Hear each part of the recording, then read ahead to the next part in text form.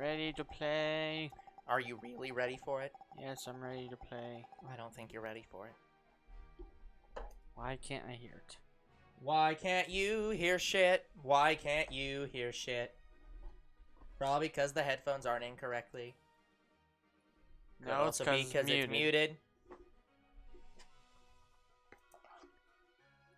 See, this is what happens when Younger Bro attempts to use the computer rather than his phone because his headphones are dead. Shit like this happens. Good enough. Yeah. No amount of supporting Two Bros Game Night will assist with that, but we appreciate the support anyways. Still says an airplane mode, which is wrong.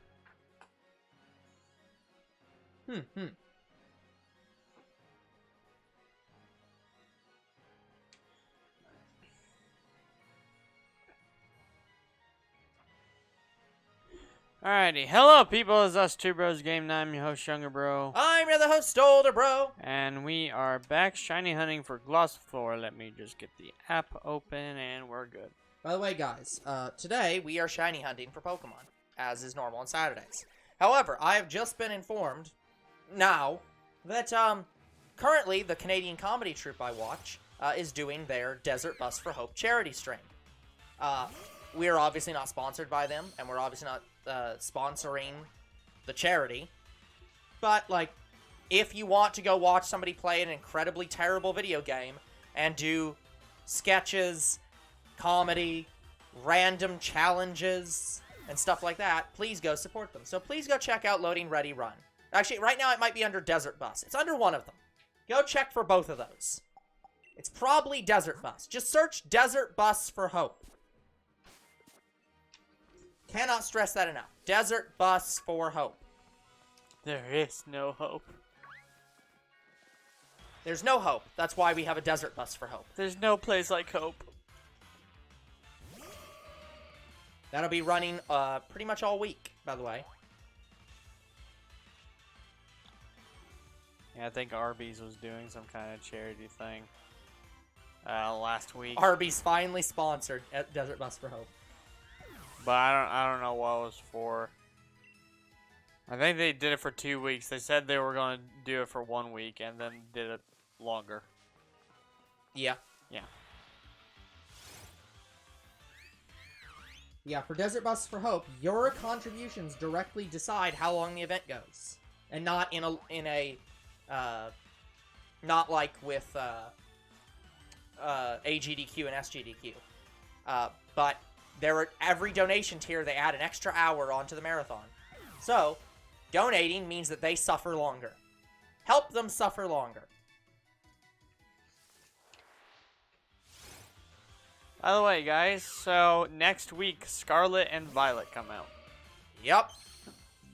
So, normally, if I was streaming Scarlet and Violet, we would be playing it Friday, the day it comes out. Since that's not happening this year, and it's Older Bro's turn to do Pokemon, we will be streaming it Sunday. Yeah. Younger Bro could, as I have done in the past, say, no, we're going to do it day one and fuck my stream. However, he has opted not to do that this year. So, if you are upset with that, please let Younger Bro know. I'm only not doing it, guys, because I want to postpone my stuff as little as possible. I mean, it's postponing one stream. I don't care. Yes. But regardless, if you have problems with this policy, please take it up with Younger Bro, as I'm not the one creating this policy. Yeah, I just want to get done with my games. Yeah. Again. And plus, it is your turn. Again. It's, as a reminder, this is a policy Younger Bro himself has put on himself. He doesn't have to do these games first and has no timetable for doing so, but he just self-imposingly wants to put all the games on his channel up immediately and with no delay. So, if you have a problem with it, please make it known to him. Well, here's the thing. I have delayed it several times. I'm just choosing not to do it this time because I feel like I've done it too much. Yep. And I'm just letting people know where to take out their grievances if they have grievances. But regardless, I want to get through these next 3 games. Because when we get through the next 3 games, we're finally going to be back to doing 2-player stuff. Uh-huh. Yeah. Hello, Mr. B. I'm sure you have a grievance. It's that older bro won't let him. What's his problem that he's been having? It's something to do with you. I know what it is. Of course it has to do with me. It's Mr. B. He wants you to call him something. Well, that's been a grievance. He also tried to fire both of us, so clearly there's some drama going on in the background. Why, he wanted you to call him His Excellency? That was definitely a grievance he had. I'm sure his list of grievances are long and many.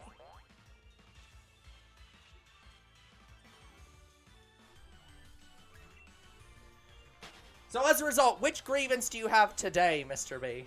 But anyway, guys, didn't I interrupt Fossil Fighters? I'm pretty sure I did. Can't remember. Oh, I really don't.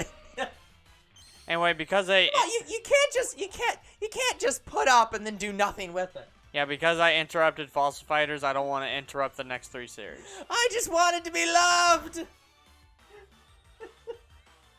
Fair enough, Mr. B. We appreciate you. But yeah, I do not want to interrupt the next 3 series. Uh-huh. Again, I'm not disagreeing with you on that. I'm just saying, I don't think that saying, hey, this game that we want to play on day 1, so I'm going to cancel one of my streams to play that on day 1, and then immediately go back to that. I don't think that really counts as an interruption. Like, I don't think our Halloween specials are interruptions. Let me make that very clear. No, they're when not. When I think of our Halloween specials and our Valentine's specials, stuff like that, those are not interruptions. They're pretty much they're a preview. They're a preview for the next so series. So that's what this is. It's just a stream preview of like starting Sunday, we're playing this. So it's like I don't count that as an interruption in the exact same way. But I'm not mad. If you want to do that, that's fine. I just don't agree with the mindset of it. Like, the best you'll get is I'll delay shiny hunting. No.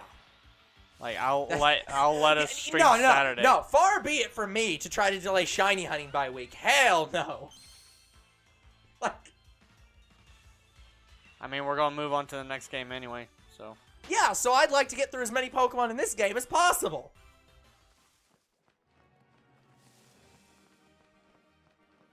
Now, I would have people beating down my door if they knew where my door was, if I tried to stop you from shiny hunting.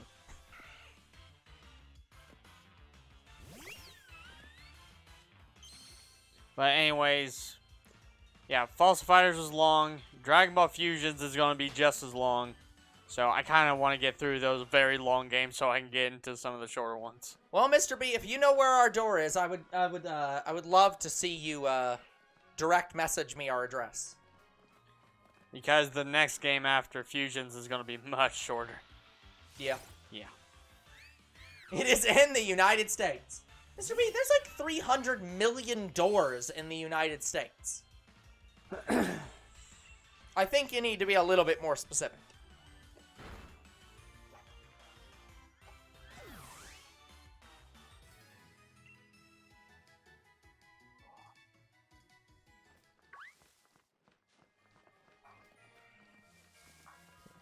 This is the crown.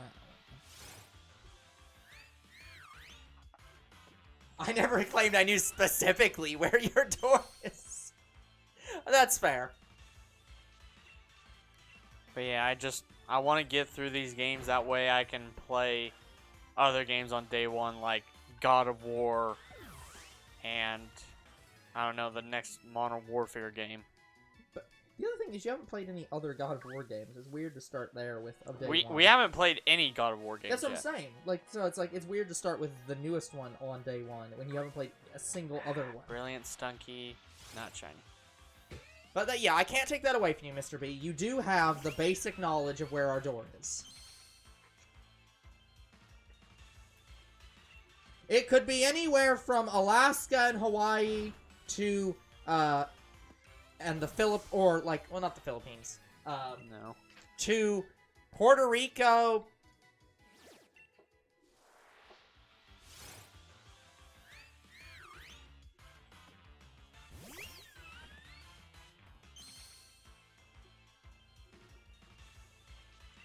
But you are in the correct country. I will give you that. But yeah, guys, like, because of our recent, like, games, I wasn't able to do the DLC for Mega Mix or Xenoverse 2 DLC. And they're about to have more Xenoverse 2 DLC. And I don't know if they're going to add story again or not. I really hope not. Look, okay, at this point, I don't really care as much because they've announced Xenoverse 3 and are working on Xenoverse 3. So it's like, I don't care as much if there's... I really hope this is the last DLC for Xenoverse 2. But it's like, I really... Yeah. Don't... Just release Xenoverse 3 already. Now, Xenoverse 3, I will, like, stream day one. That would happen. As expected. I don't care if we're playing another Dragon Ball game. I would postpone it for a while. So in the same way that if they announced a collection of, like, or if they announced a collection of Fossil Fighters games or another Fossil Fighters game, you drop everything to play it? Actually, no. I'd pre-order it. You would not drop whatever series you are currently playing to play Fossil Fighters 4. Yeah. I don't believe that. I'd pre-order it, but I would not drop everything. Because I also have a rule about what I will play day one. I make an exception for Breath of the Wild 2 because I announced that we were going to do that. But I can only stream right now games day one that are Dragon Ball, Jurassic Park, and Hatsune Miku. Those are my three. You would modify your rule the second they announced that game. I trust 0% in your ability to restrain yourself. Like, I wanted to pre-order Dragon Quest Treasures, or whatever the new game coming out is. Yeah. But I couldn't. Yeah. Because I just don't have the money right now. Yeah. Which is another reason. Pretty much that was the main reason I set that rule. Yeah. That way I don't spend a shit ton of money. Well, that's fair. But that rule will pretty much disappear once my imports are done. Uh-huh. And guys, I have, not counting the DLC that I still haven't done yet, I have about 20 series left to import. That is true. So, it's better than what it was. Yeah. Now, me and older bro are going to have to look at our times again, because we need to determine what is a stream and what is a recording, because I know that's recently come up where we have to sit down and say what is going to be considered a recorded game and a streamed game. Again, like the way that I've defined it is under 15 hours is always a recording and over 20 hours is always a stream. And there's flexibility within that within the 15 to 20 hour range. Yeah, and I think we need to go into more things because I know you've made exceptions on some games recently that were just over 15 hours or is well over 15 hours, like 20-hour game. I'm pretty sure that's what...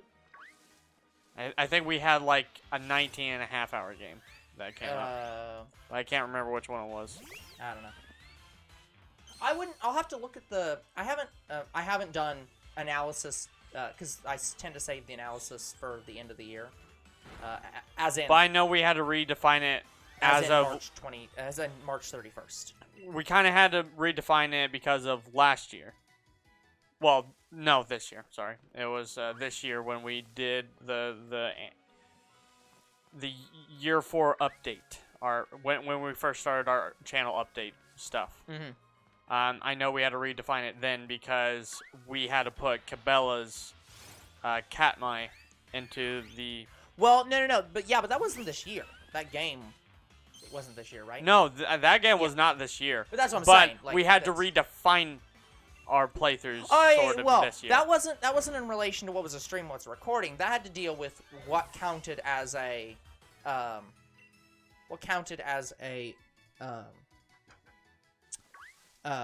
shorts. yeah, series. not shorts, but like, yeah, what counted as the, I'm forgetting. I forget what the name, bite-size series. And that's something that is more adjustable, but yeah, streams versus Let's Plays, there's always going to be gray areas because, one, some games just aren't played enough to have a clear consensus on what their times are. Sometimes we're playing the game so early that there just isn't, we don't know how long it is. Like, for example, one of the games I was going to play recently, guys, it was going to be in place of It'll Do. I was going to play a game called The Great King, and yes, and that game, when it came out, was listed as being less than 15 hours, and after looking at it, it was way over that. It was way over that. So right before we played it, we checked it again, and it was way over. So we had to reschedule. So we changed it to being a stream and had to move it much later down. How is It'll Do going? Heads up, Mr. B, we're already done with it. Yeah, guys, you gotta understand, we record a week in advance. We recorded the last episode of it before the first episode went out. Yeah. So we're done with short. It'll Do. The second game is a bit longer. We are not playing the second game immediately after, even though I hinted I might do that in the series. No. How was It'll Do? I would recommend it. I'd say if you like puzzle games and you like Zelda puzzle games, now I feel like I play can't interact with your YouTube gameplay. We still respond to comments and streams. You Yeah, know, it's the like streams you're currently actively watching the series. Like,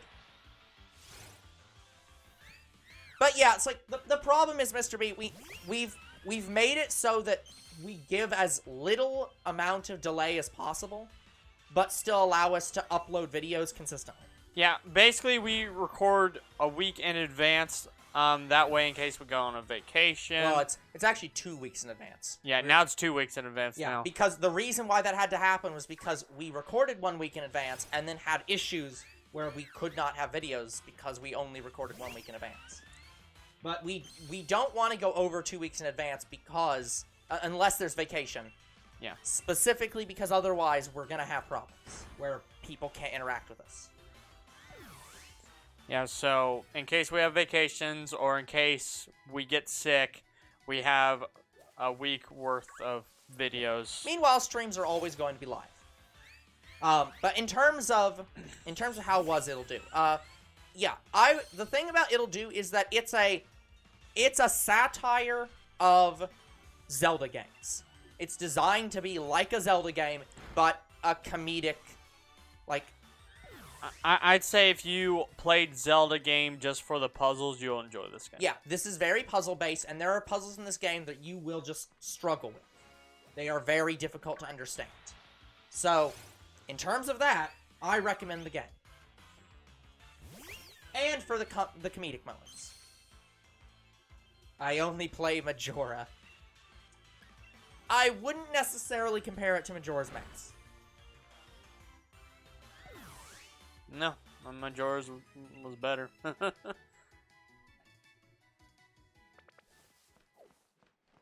But yeah, so I would recommend it, but I also like comedic Zelda games, especially. There's one game that I unfortunately can't play for the channel because it's not on a console I own, and it's very obscure. What game is that? 3D Dot Game Heroes. Oh, I've heard of it. Yeah, it's a Zelda-esque game. And I would love to play it only for the final bit of the game. What's it on? Something PlayStation, but it is very obscure. Like, if you want to play stuff on my console, yeah, but I'm saying, it's a very obscure game, and I have no idea if you can even get it anymore. Zelda Wand of Gamelon! No. I did. That is something that, I don't know if that episode came out yet, but at some point in It'll Do, I do specifically say that this reminds me a lot of the CDI Zelda games, which I don't agree with myself on. I get where I was going with that. In with all the cutscenes and interactions, but like I feel like that comes across saying that the game is shit. which is not where I meant what I meant with that.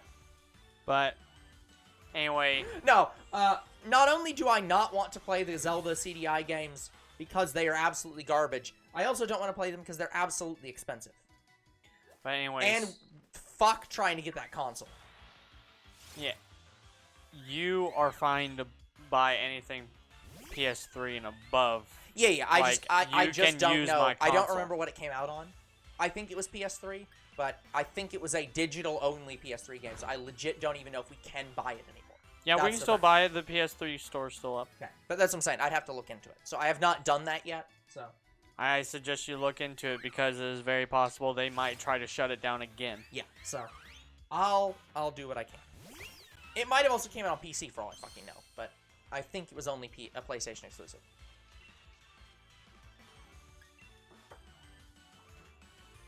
Speaking of Zelda-like games, I do at some point want to play Tunic. So, like, Yeah, I haven't had the money to buy Tunic right now. Yeah. Like, that was a nice little Fox game. Like, me and older bro were fighting on who was going to play it. yeah, but But it was whoever bought it first, so older bro won. So he's Yeah. probably going to end up playing I it. didn't even, you gotta remember, I didn't even remember that when I bought it. Oh. So, I just bought it because I was like, oh, it's finally out. So, Fair guess you're enough. playing it.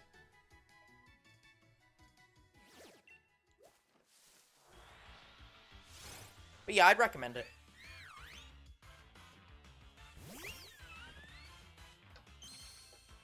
Still would not recommend the Wand of Gamelon, though. Like, you have to really want to hate yourself, or just want to have a laugh at how bad those games are, to want to play them. I wonder if there's an active modding community for those games that are like, improve game. I'd love to see a randomizer for the CDI Zelda games. Yeah. That'd be so bad.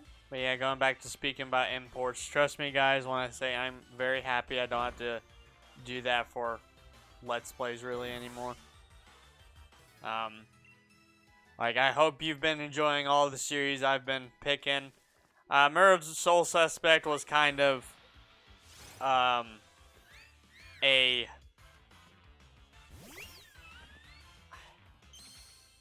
it was a needle in a haystack. It was either going to be a really good series on our channel or it was going to be eh. And I kind of don't like that because I loved Murdered Soul Suspect. Like, it is probably one of the most interesting, like, detective games I've ever seen. Yeah. Like, you die and you have to solve murders while as a ghost talking to a girl who is pretty much the only person you can speak to. Like, I find that interesting. Your only connection to the outside world. It's basically Ghost LA Noire, and I've never played LA Noire, but I'm guessing that's how LA Noire plays, is you are a detective and you have to find clues. Yes. And also, guys, we played Murdered Soul Suspect because we didn't know about too many big games besides Ghostbusters that had to do with ghosts. And I didn't feel like the Ghostbusters game was Halloween special worthy first. But Okay. we First, I'll give you. it's like I didn't want to go with the obvious one first. I wanted to go with something that maybe people didn't really know about, or they did, and I just didn't know until we uploaded. Something that people don't know. Like, I like the idea of implying that people don't know what the Ghostbusters is. Well, they do know about. I'm talking about Murdered Soul Suspect. Like, I didn't know if people knew of the Oh, game's probably not. existence. Like, there's very That few, game's pretty obscure. and it's kind of old. Is it really that old? It came out on the PS3 originally, I believe. Oh, okay. Okay. So it's kind of dated, but I wanted to play that because I've never played it and I wanted to. I wanted to play it more than Ghostbusters. Yeah. I know the Ghostbusters video game is really good because it got a remastered. That obviously kind of tells you that the game was good in some form of way. Yeah. And also the people that I know have played it say it's really fucking good. Yeah. Okay. A core question for you. This is in relation to, if you recall, about a week ago I mentioned that I found a game. I found out about a game that was created by a certain group, and that game was the kind of game that you were looking to play. Yeah. Would you consider those types of games to need to happen on Valentine's Day? No. Okay. Because I might try to insert that at some point, but I don't know when to insert it in. I was like, I kind of was looking for information on that, so as to. If you want have an me to idea when play it's scheduled. it around Valentine's Day, I will.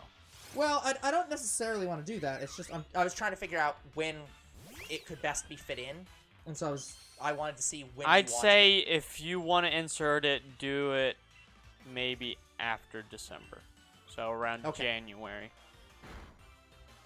Because the next game I want to play, well, I don't want to play, other friends want me to play it really badly, so I'm like, There's okay. another game that people are desperate for you to play. Yes. So I have that, and then after that I have a game that I got on my birthday that I don't want to play. Mm-hmm.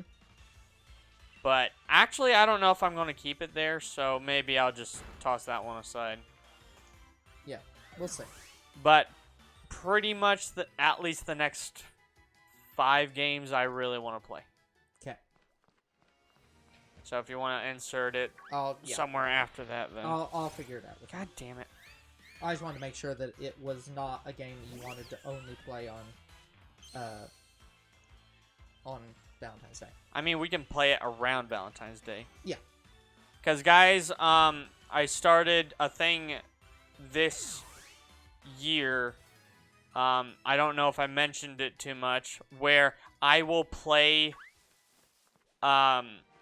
games that fit the theme of whatever the holiday is.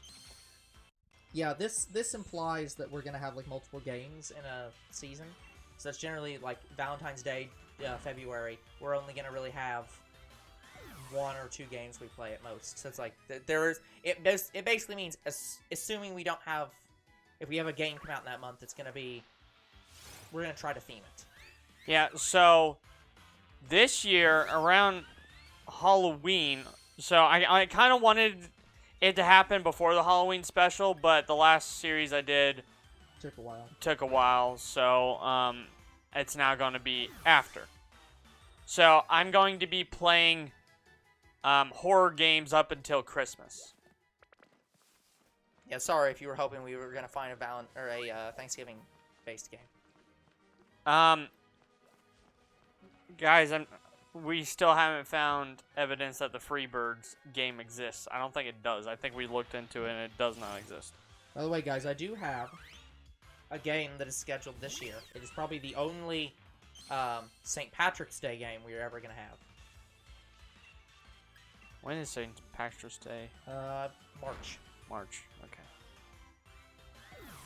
okay. So, yeah. But understand this is going to be very rare on our channel that we'll have a special for anything besides the 3 major holidays, which is Christmas, Halloween, and Valentine's Day. And even Christmas is a struggle. Christmas is only a struggle, guys, because we are having a hard time finding games that have snow in it. Or even anything Christmas-like. Yeah. Like, we could just be like other channels and say, we're gonna make it a themed month. Like, here's the Zelda month, or Mario month, or Disney month, or whatever. But that means we would play games back to back. Like, say we would probably do like 3 Paper Mario games back to back, and we haven't really done that yet. Yeah. So. It does mean that we still struggle in vain to try to find winter-themed games, even though we do have, like, the next 8 years winter-themed games scheduled or some shit. So, it's just, clearly we're not struggling that hard. I don't mind spoiling this. No, it's we don't have to spoil it. It doesn't have to be specific. The problem is, guys, there's only one series that could be Christmas games, and it's not even going to last forever, and that's Ice Age. Ice Age has a lot of video games, and you better. I'm not going to say what year they're going to be, but yes, we have pretty much Ice Age planned as Christmas Yeah, specials. play the Bible-based games. Guys, we've even tried looking into that. There's a Jesus game coming out. It's not even in pre-release yet. Apparently, that's what Angry Video Game Nerd does. He just plays Bible games. So, if you want a list, go check his channel. Go I guess. him. Okay. But, We'll look into it. It's just we do not want to play. I know Croc recommended a lot of small, like Christmas sort of themed video games that weren't really well known. I mean, there was a couple I knew, but I Mr. was B, like, are you saying the Angry Video Game Nerd finally stopped being angry? Anyway, I was like, I don't know if I want to play it. Because there are games that we might just be like, nah, we're not going to play this. Because we don't have interest in them. I mean, we always could just do a mod. Like, we could do Minecraft Christmas mod, I suppose. But what we would have to find one with sort of a story. Yeah, the apathetic video game nerd. I just don't even care anymore. It's been 20 years of anger. I just can't be angry anymore. But anyway, guys, eventually Christmas specials will evolve into just a new series every Christmas. Because, yeah. Sad state of affairs. I feel like if we do a massive, like, games back-to-back sort of season type of thing, that should be for, like, a follower subs special. Well, I'm not saying, to be clear, I'm not saying we have to do this back-to-back special. I'm just saying that If we run out of Christmas games, we can just say December is now going to be this month where our special is this type of game that isn't specifically Christmas themed because we just run out of Christmas games. and we just say, Yeah, we're just gonna Hey, play. Croc. "Hello, Croc." But yeah. He's became the angry video game. He's became the spokesperson for other angry video game nerds. So Got it.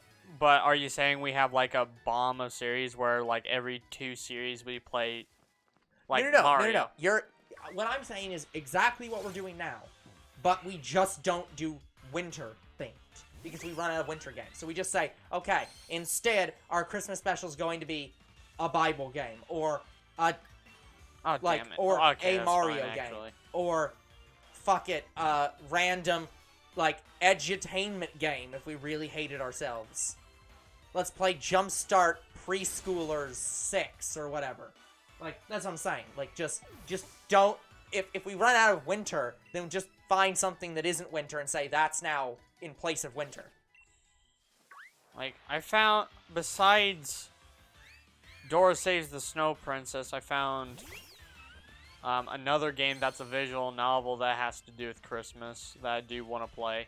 Croc, But we have an unspoken... Actually, no, we have a spoken rule.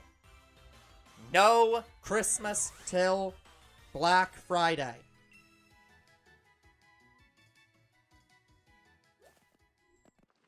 We have a date. We have a line in the sand. Not till after Thanksgiving. Black Friday. You can have Christmas music starting Black Friday. No sooner. And you will be happy that I do not say that Christmas music doesn't start till December. I am being generous. I will give you starting Black Friday. Take it or take December 1st. But yeah, anyway, I feel like that doing a lot of horror games around Halloween, we won't ever run out of Halloween specials because there's always going to be new horror games. No, not only, you've got to understand, not only are there an infinite number of AAA horror games, there's also plenty of RPG horror games produced by, like, small-time creators. There's billions of horror games. Like, we will never run out. We could play only horror games, and we would never run out of games. Yeah. So I also think we'll never run out of visual novels because there's a shit ton of those too. So we'll always have something for Valentine's Day, which is why I don't mind playing a lot of visual novels Yeah, around there will Valentine's never be Day. an end to visual novels. And I'm also wanting to do that because I might just discover the game I've been looking for, if yours isn't. Like, playing all these visual novels could finally have options that matter. I'm hearing Christmas music at stores right now. Then go up to those managers and beat the shit out of them. Please don't actually do that, but... Yeah, like, no, don't do that. Yeah, guys, they already had Christmas shit being put out at our Walmart. Like... And they had very little Thanksgiving stuff. They had one thing for Thanksgiving. One. Yeah. Anyway.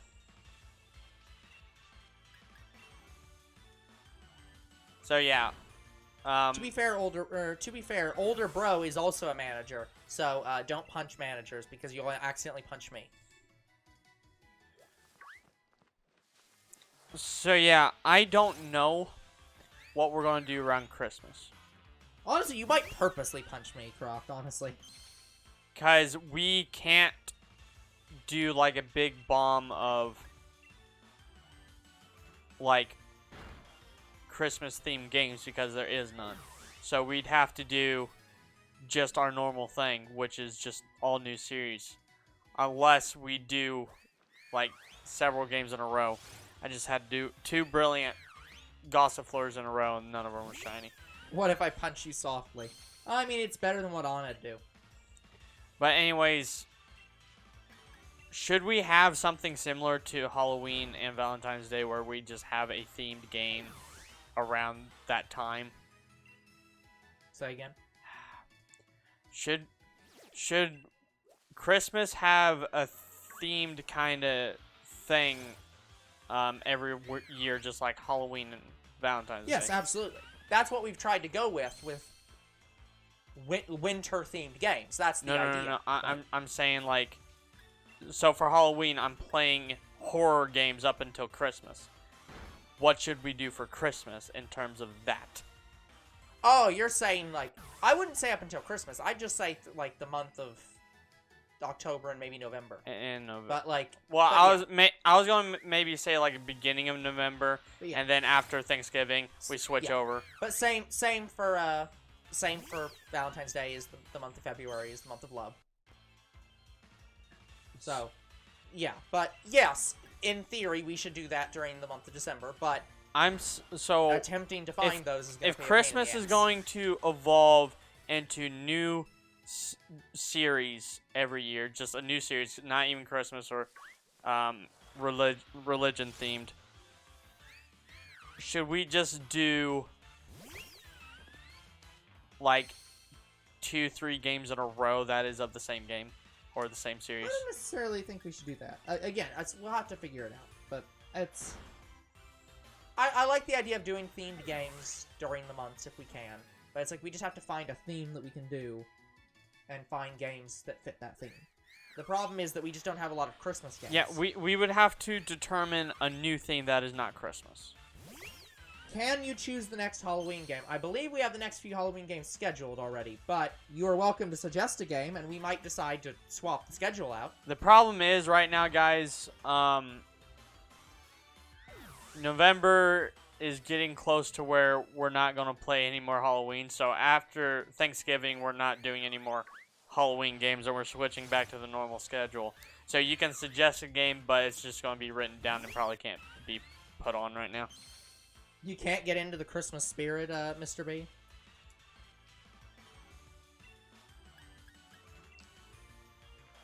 Is it just the sociability of it, or... But anyways, in fact, we were talking about a game that Croc has suggested that is going to be the next game after Murdered Soul Suspect, but we're not going to say anything more. So you might be choosing the next Halloween game. So, Croc, you've technically already chose the next game.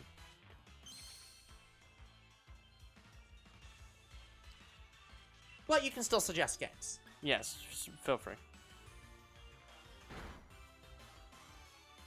You only hate one holiday. What holiday is that, Croc?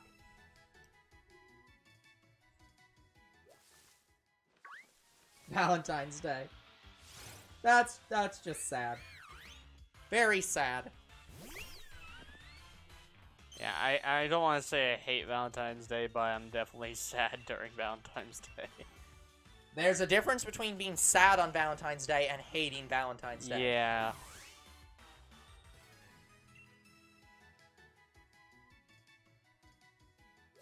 I can't find it. Well, me and Croc are pretty much in the same boat. Yeah, I don't hate Valentine's Day, I'm just sad during Valentine's Day.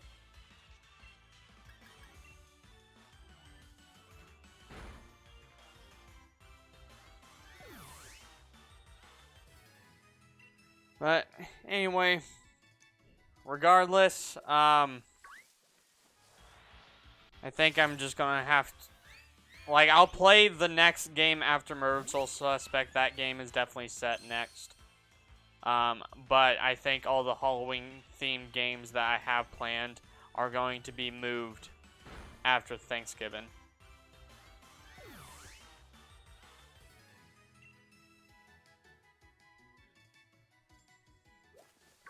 Yeah, if I start the game before Thanksgiving, I will play it through.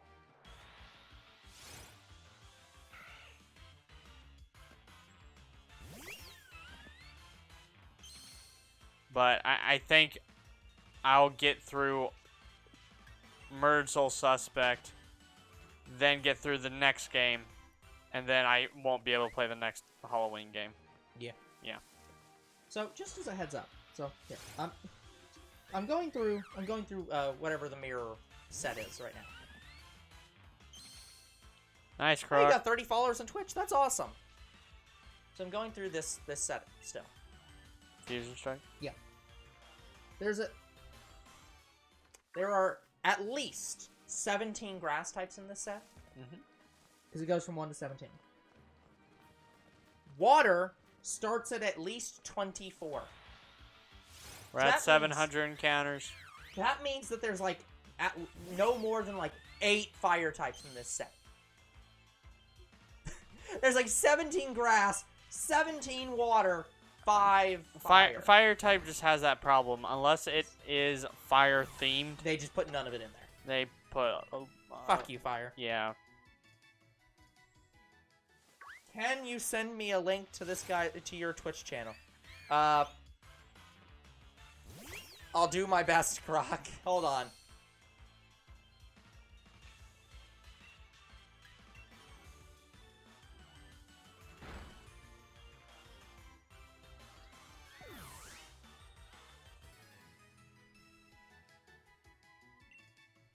Oh, I thought he was asking the opposite. I thought he was asking if he can send a link to his Twitch, which we will do.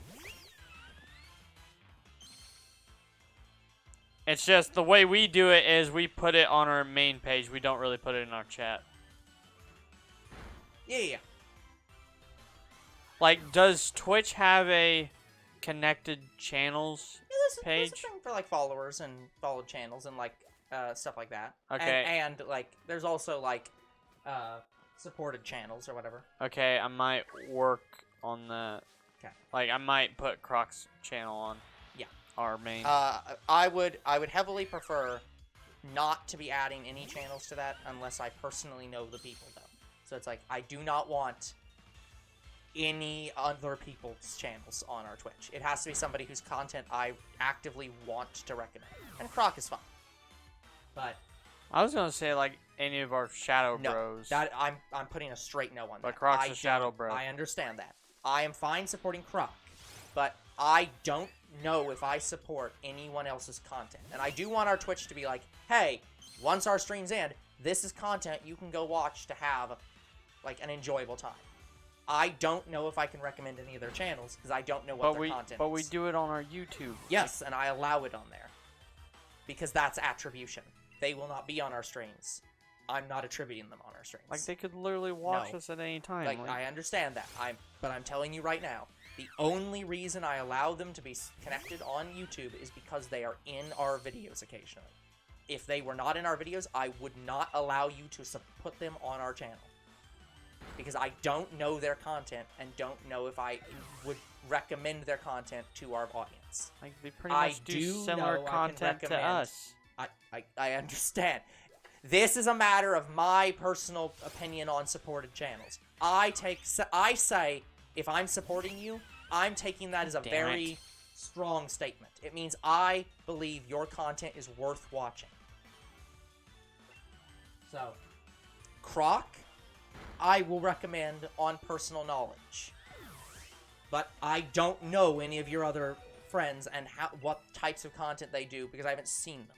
So until I do not want them recommended. And they have to have Twitch and actively stream. So I don't think a lot of our people actively are on Twitch. So. I think there's one person that I can think of, but it's not Croc. So, Croc, I will recommend. Would you recommend my content others? I'll think about it, Mr. B. But yeah, it's like, I want to watch and view the content before recommending it. So. I have the Canadian Comedy Troupe I watch on there. I can validate, or I can verify their content is good and you should watch it.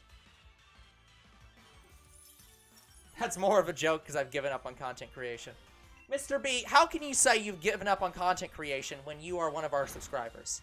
You are actively supporting content creation and the creative arts.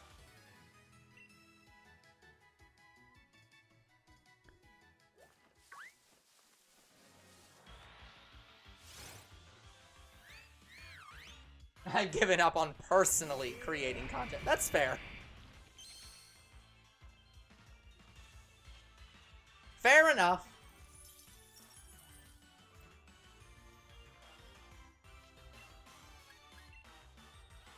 By the way, guys, we have not found a single shiny. I've been we've paying found attention nothing. the entire time. Yeah, younger bro is always paying attention. Well, he's almost always paying attention.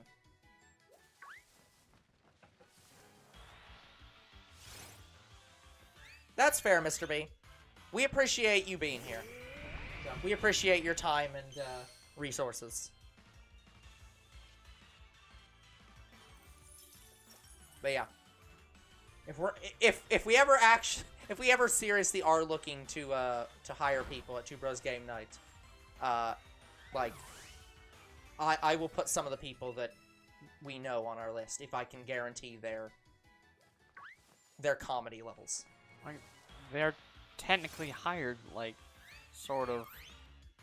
No. Like, I mean, they are hired for a mobile series. Like, yeah, but that's not hiring. Like, that's the thing. That's why I put content like connected channels and stuff like that on a very high pedestal. When I'm thinking connected channels, I think of how the Canadian Comedy Troupe I know does it, where it's their connected channels are themselves, because all of their members stream individually and stream as the one channel. Like, they're their own, they get money from their own personal streams, but they're also on the main channel. That's how I view connected channels. It's literally channels producing content in association with us. It's like, I wouldn't say that any of the Shadow Bros are in association with us. They just show up on our Shadow content. Dash is. He is technically That's, in to association. be fair, yeah, isn't he the one who you were producing a video with? So, Shadow Dash. Yeah. He was originally not my friend. He met us through our Jurassic World streams. Yeah. And we just became friends over time. Yeah. So, technically speaking, he is in association with us. But so he is one of the very rare that might reach that level where I'd be like, yes, that's a connected channel. But unfortunately, his channel is about to be kaput, as far as I'm aware. So his only connection is with us now. Well, he's just changing over YouTube channels and such. But guys, even if Shadow Dash's channel, like, even if he's, like, done with all the bullshit, he'll probably still end up playing games with us. I'm just worried that it might be another Kamal situation. Yeah. For those who didn't know, I had a friend named Kamal, and he loved doing Fortnite streams. In fact, it made him very big. He had like over 20,000 subscribers. Yep. For some fucking reason, YouTube banned his channel. Yep. And what Kamal told me was he got copyright struck to hell. Yeah. Because he would show everything from Fortnite, even the concerts. Yeah, the stuff you're explicitly told in the terms of service for playing the game, those are not allowed to be streamed ever. So yeah, that got his channel banned, and Yeah. I think that's stupid. Yeah, but again, that is how the copyright system works. The creators of Fortnite put on a concert, like a real-world concert, in their game, which was not part of the gameplay. It was separate from the normal gameplay. But yeah, so Fortnite is an extremely weird case because Fortnite actively wants to turn their game into both a game and like a town. a community. Yeah, like they literally want to have like, oh yeah, we have at the park over in this other part of the non-Fortnite related game, this concert going on with Miku. And it's like, that's not part of Fortnite. Yeah, Miku's not even in the game yet. I know, but that's what I'm saying. It's like, it's that kind of thing. I think Brilliant Growlithe, no. I think have that Growlithe. it is inappropriate for Fortnite to do their content that way. I think that they should have to do it in a, like, kind of like how Meta owns Facebook, even though Meta is Facebook, let's be honest. But, like, you know what I mean? It's like, it's a situation where, like, Meta is a platform that is connected to Facebook.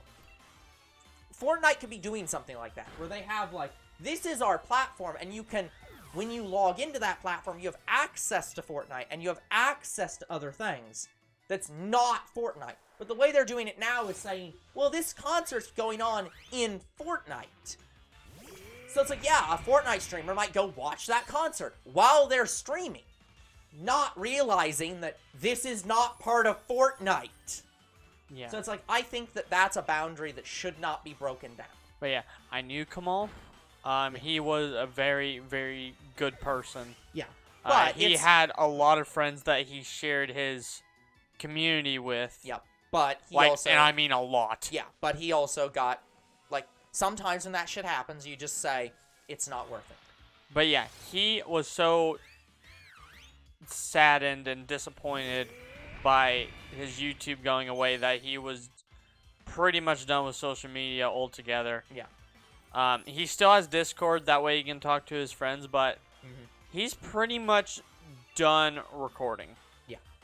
And that's Even a perfectly for- logical and understandable thing. Even for other channels. Like, he is just not wanting to be on social media like that anymore. Yeah, that situation hurt him and actively, chilled his ability to do that. So if he was still here, that would also be in association with, because I met him through stream, and I met Reshi through stream as well. Yeah. And he is going to be reappearing soon.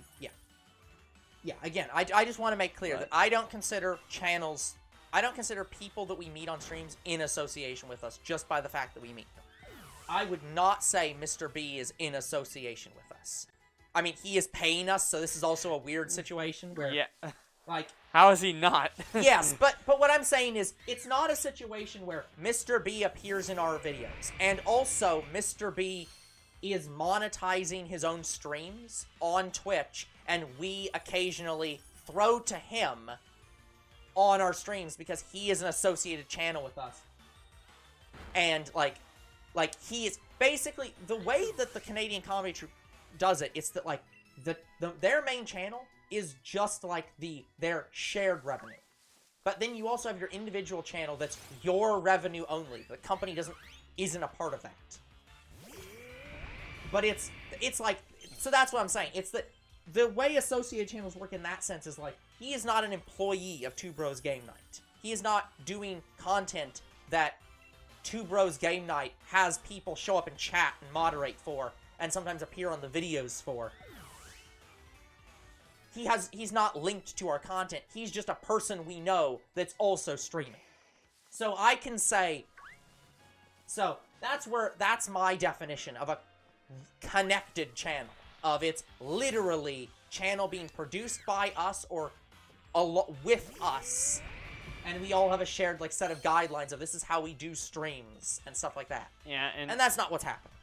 yeah, and me, like, with all my friends, to me, them being featured on our channel is us supporting them. Yeah. And that's what I'm saying. I'm fine with it on YouTube because we are directly saying, hey, these people were in our videos. We're gonna throw some support their way. Check out these people that appeared in our videos. I'm fine with that. But on Twitch, we're not doing that. People aren't appearing in our streams actively. So, that at some point might change, but for now, that is not how that's working. So until such time that happens, I'm very restrictive of our Twitch channel's connections. So, Like, our Twitch Clock- is on our, like, on both of our Discords. Like, the Two Bros Discord and the Shadow Bros Discord. So, if any of them had a Twitch, they followed us, and I don't know if they actively watch us. Some of them do, but not. yeah, it's like we know A lot. Shadow Dash watches us occasionally. Yes. He shows up. But yeah, so it's like, again, I'm not saying that I'm not against supporting any people that work with us. I do think that you should be supported, and we do support people in the descriptions and in connected channels on YouTube saying these are the people in our videos.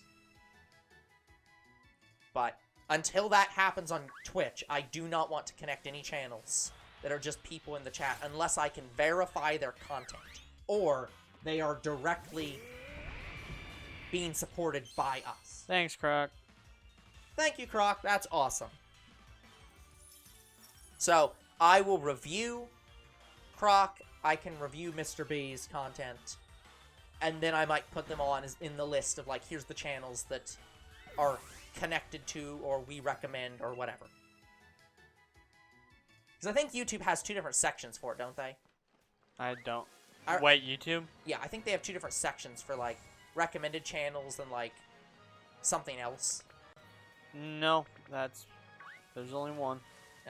I swear I remember them having 2, but they may have changed that. I don't know. I mean, you can post their links in your post section, I Well, guess. yeah. But, no, it's not But, that. no. So. And I wouldn't even do that. I know there's a way,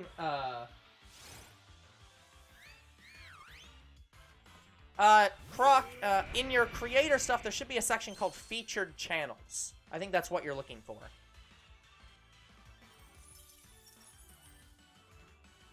Like, unless you're wanting to do it as a link in, like, your chat, like a command or something.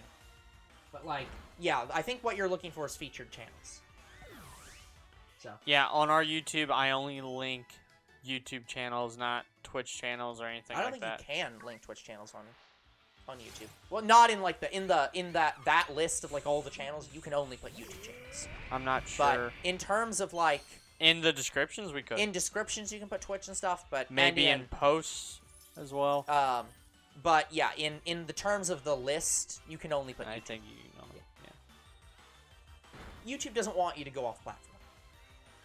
They allow posts for certain platforms. Oh, I you know for a might. while they weren't doing TikTok at all. You might be able to link it in end credits and in notes, like Twitch you channels. can't put links in your end credits until you're until your Twitch or your YouTube partner or whatever it's. What? Yeah.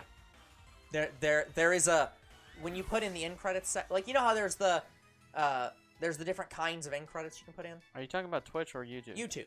On YouTube, there's a thing where you can input links. You cannot do that until you're partner. Like, they disabled that because they don't want people to go They off did? the platform. Yeah, so you Oh can't. my you god, cannot put I links didn't know you can that. only put links to your videos.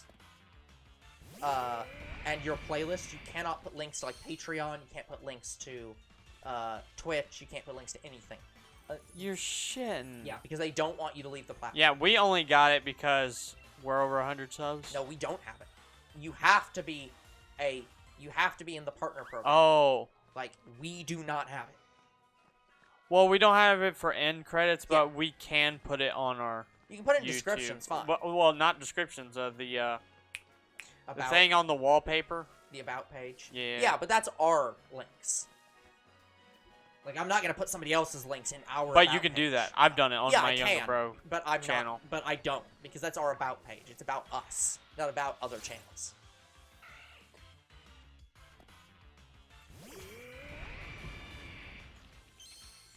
So I hope an hour of us talking channel stuff was fun.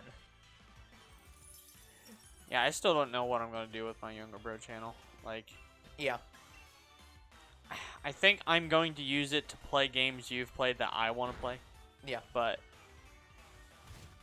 at that point, I have to have more time. Yeah, that is the problem, isn't it? But yeah, so guys, my younger bro channel will probably just Have very little on it for a while. yeah. By the way, guys, As a reminder, April 1st is the channel's birthday, even though technically the video started in June. But That's when the next channel update yeah, is going to there be is a channel update uploaded. coming out in April 1st. That's 5 months away. There is some big things happening because it is technically the 5-year anniversary of the channel. Yep. so just putting that on your radar. Unfortunately, it's not a Christmas gift, but Sorry. Yeah, again, our last actual Christmas game, it was Polar Express. Like, yeah. and guys, even though it is definitely a dated game, I still enjoyed it. I enjoyed everything before Christmas Town.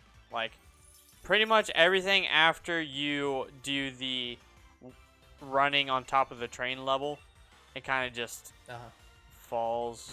Like, otherwise, like, it was still a fine game. Yeah. Not the worst in the world, not the best, but it was a perfectly acceptable game. it was nostalgic to play it Yeah. again. Like, I remember being very upset when I found out that my original version of Polar Express was not working. Yeah. Because it was scratched to hell. So to play it again years later, I was happy. Yep. Yeah. You've been doing live streams with a big streamer. Wow. Who did you manage to get for live streams? And do we know who they are? Probably not.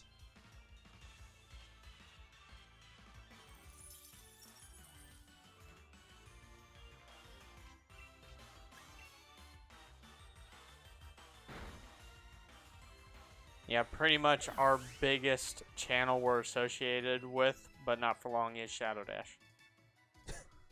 He's over 3,000 subscribers. Okay, yeah, okay. I was gonna say that That's the weird thing about how you're describing it being associated. Is it sounds like Shadow Dash is never doing content again, but what's actually happening is his channel's going down, and so he's going to go from 3,000 to 0.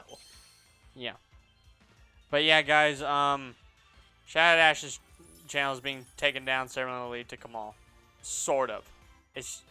He didn't It's play weird. Fortnite. He played Jurassic Park and Jurassic World games. And the music in there is copyrighted. So, even though I just find it strange. Why is his channel getting taken down when we've played pretty much the same games as him If I had to And guess, not- he might have disputed the claims. I don't know. and just didn't do a good job doing it? I don't know. Couldn't tell you. Like, I honestly don't know more information than that, guys. Yeah, younger bro's just confused at this point. He has no idea. Daily Dad. Never heard of him. Yeah. I have definitely not either. But yeah, I feel bad for Kamal. I definitely feel bad for Shadow Dash. Like, I think Shadow Dash wanted to stop YouTubing altogether anyway. But he's clearly not. He's already made a new channel. It's probably going to be moved to that channel. Yeah. But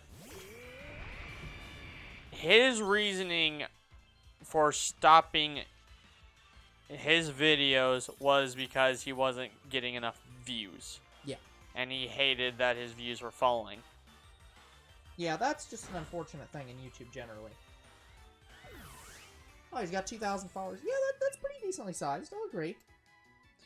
But, yeah, guys, we're not going to get in that situation because we don't record because of views or followers. I mean, it's nice to see our channel grow because we're still very surprised that it's gotten this far. We are surprisingly rapidly approaching 400 subscribers, which is a very strange thing.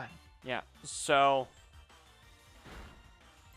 the only way we would stop is if we got heavily copyright struck, and playing Hatsune Miku might do that.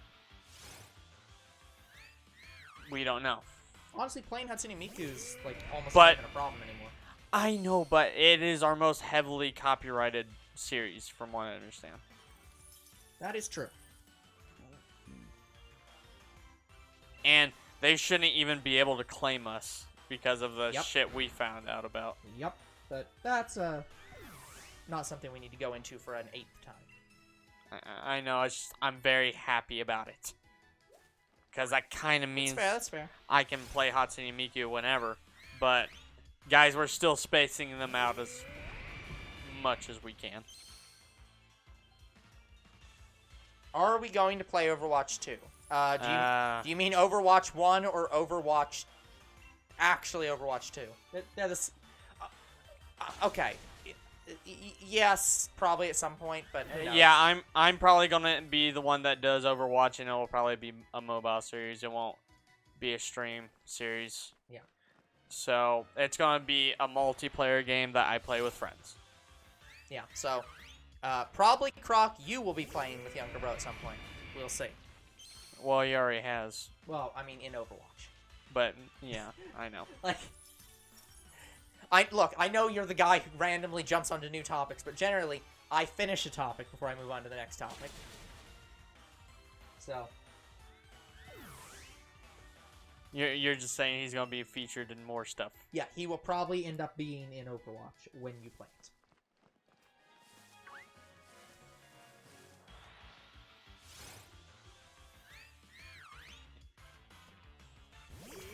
And you know the funny thing? We have yet to have a mute player in any of our content. Oh, I don't know what that means. We have yet to have someone who doesn't speak but plays video games with us. Oh, yeah. I thought Void was going to do that. Yeah. And then he just disappeared. Which Yeah, very concerns me. strange.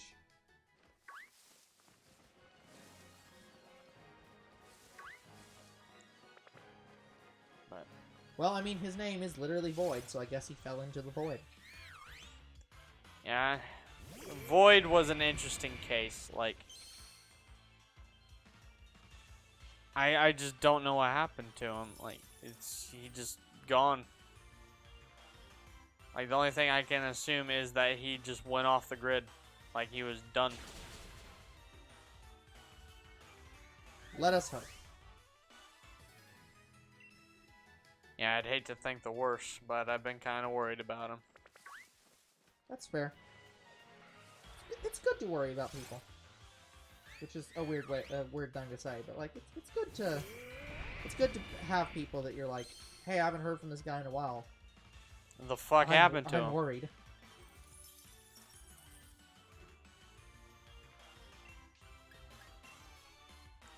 But yeah, Void, if you're out there and you can hear this, we do miss you. Welcome back, Croc.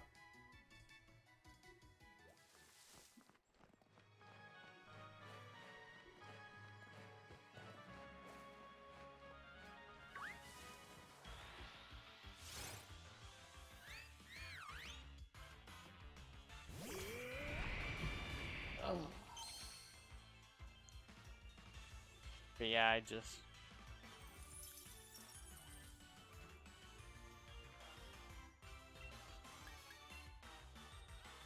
Yeah, I think our YouTube channel is probably at its, like, peak. Like, there really isn't a lot more we could add to this YouTube channel before we just start adding You stuff. heard it, guys. Two Bros Game Night is not going to get any more subscribers, No, any more views. you know what I'm Just saying.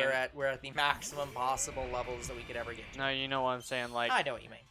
we're probably going to be starting a new channel for our movie stuff. Like,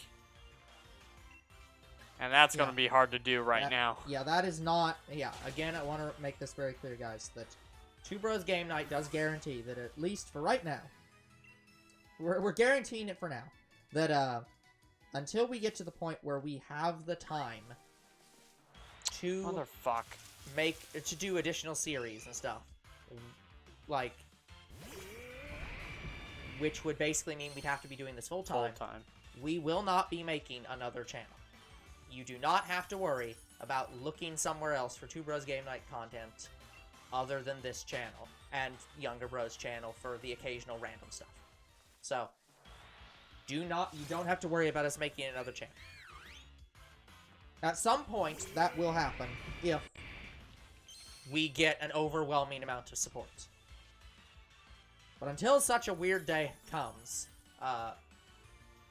we'll be here, and that's something that you can rely on.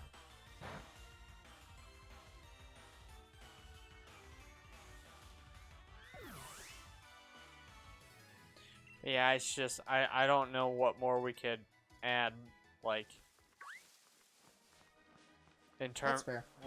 in terms of like a whole new kind of series. Like, I know we thought of like board games, but they're just real life games, and we treat them like probably a normal Let's Play. Yeah. Well, Yes and no. Those would probably be... I don't know if they'd be a Let's Play. They'd probably end up being like a stream-like thing, but it might be pre-recorded. So it'd be like really long. Well, some games might be long, but some games might not be. Like, yeah. Uno, we could do a season, like, of just playing Uno. That's fair. Like, and just break it up into seasons like we do with mobile.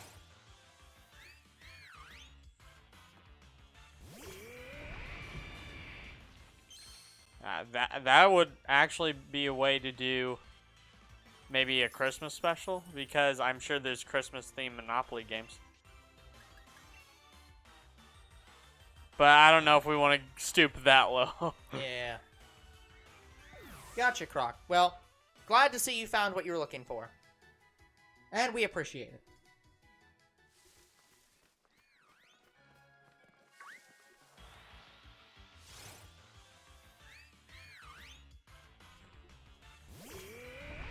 When I get the time, I will look into your streams and possibly do the same. So, I haven't messed with the channel stuff in a little while, so I probably need to add a few things. Will we add an overlay? I don't know if we will. We might. Yeah, guys. If here's the thing, if we ever get to adding an overlay, it's probably when we find somebody who can assist us in like actually being VTubers. So that's going to be quite a long ways off. Here's the problem I have with overlays, guys. It makes the screen smaller when we do that. that is fair. If we had an overlay, I would like it to not minimize. Be as small as possible. Yes. I do not like overlays. Yeah, that's fair. That's why we don't show the counter on our screen for shiny hunting. We absolutely could, because we have the setup to do that, but we just don't. Yeah. Also, more specifically, I can do that. I don't think, Croc, you quite understand the level of thing that requires. It's not just setting up the overlay, it's that we would need somebody to do modeling for our Goomba characters. They would have to design to make them into VTuber their rigs.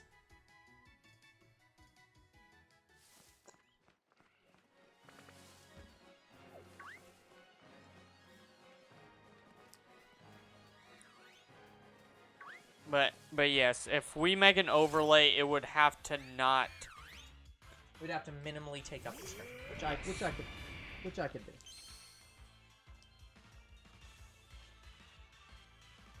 Because I want the people to see the game we're playing. Yeah. And if they're having a hard time seeing it, then because of our overlay, then I don't want to do it. Yeah. A lot of people put chat in their streams, but They can do that and and have like an invisible background and it just has chat showing up on the screen. But because like the upper left corner isn't used that much in this. I mean, we could same experience for the bottom right. We could put it in any corner and it'd be fine. So. It's just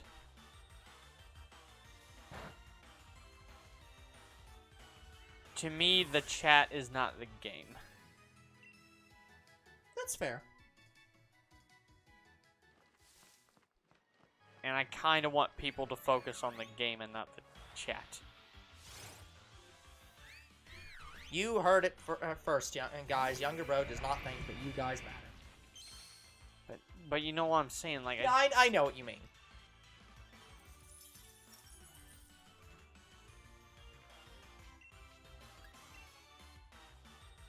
I just love the thought of clean recording. That is just me. I want the clean recording.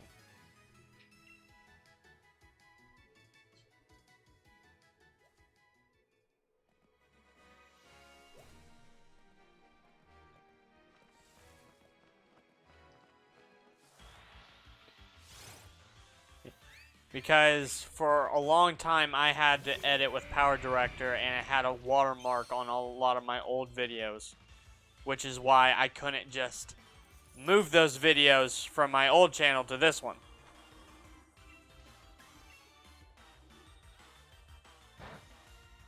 And I had to replay the game. Well, I had to replay the game anyway to have Older Bro there. But you know what I'm saying? I couldn't do that because of that stupid watermark. Yeah. I told myself, okay, if That's I fair. get a software where I can just record and have nothing on here that advertises for yeah. something else I think that's and fair. is clean, But then I do it. yeah, I think that's fair. But I don't think that that's the same thing though. Like It's different for things if we want to do like chat and such. yeah, but it's like we do. Like I we just do, hated it. I just hated it being there because I didn't want it there. Yeah, exactly. It's different if you do want it there.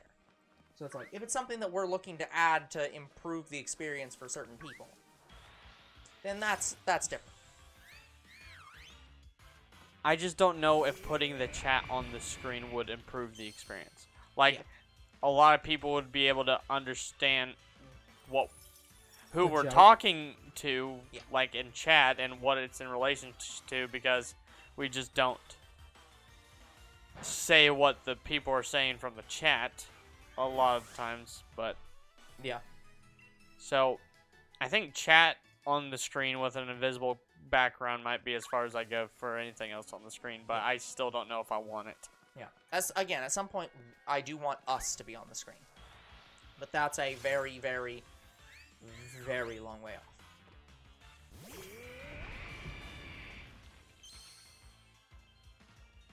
Yeah, my day was very busy, Croc. Yeah, same. Like, my days have been so busy that I have yet to record more of one of the next mobile series, guys. And I need to get it done and edited. Mm-hmm. But I haven't been able to do it. Yeah. Like, I'm backlogged as it is, where I'm behind on editing. And even with that, it's been a pain in the ass. Yeah, you're behind on editing and I'm behind on recording. Yep. Like, I'm so busy, I can't even make time to write my fanfic on Quotive. Because I'm having to focus on our channel right now. Yeah. Might consider taking a day off next week or something. I'll see. We've been very dead at work, so it wouldn't be that bad. Or that hard. Yeah, and me, I can't do that because I have very little money right now as is, and I'm about to spend a lot more money just so I don't miss out on the eShop going down. I think you guys need help. Oh, Croc, we definitely need help. But that's beside the point. Like, guys, if we had an editor for the channel, like, it would help us so much. But in order to have an editor, we have to like actually pay someone, and that's difficult. Although I did threaten my friend with being our editor, so that could happen at one point. Basically, my friend was like, because right now, guys, on every other Saturday, I'm doing the D&D campaign with my friend, and he was like, and he was talking about stuff about like it being weekly or something. I was like, look, if you want it to be weekly, you have to start editing my videos, because I don't have time for that shit. So, but yeah, I doubt we're gonna have an editor for a while. The channel doesn't make enough money to pay for an editor. Yeah, so until we can pay for an And editor. I don't think that having an editor would so boost our revenue that it would pay for itself. We have to have an editor, and we have to have someone who's good with social media. Like, we need an advertiser. Yeah. Well, that's Mr. B. Like, I'm saying we need someone who deals with sharing our videos. Could you show me how to play D&D? Croc, step one I would recommend is, well, first off, outside of me, do you have any friends that play D&D?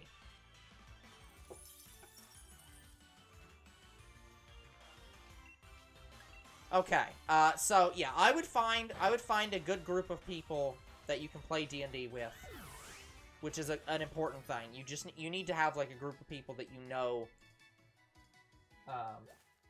But outside of that, jumping in, the actual like playing of the game, it's the main thing that you need is 1, build a character, and 2, you need to be able to participate in the story, because D&D is all about storytelling. If you're getting into streaming and like are able to like have conversations and stuff during streams, you're probably fine to play D&D.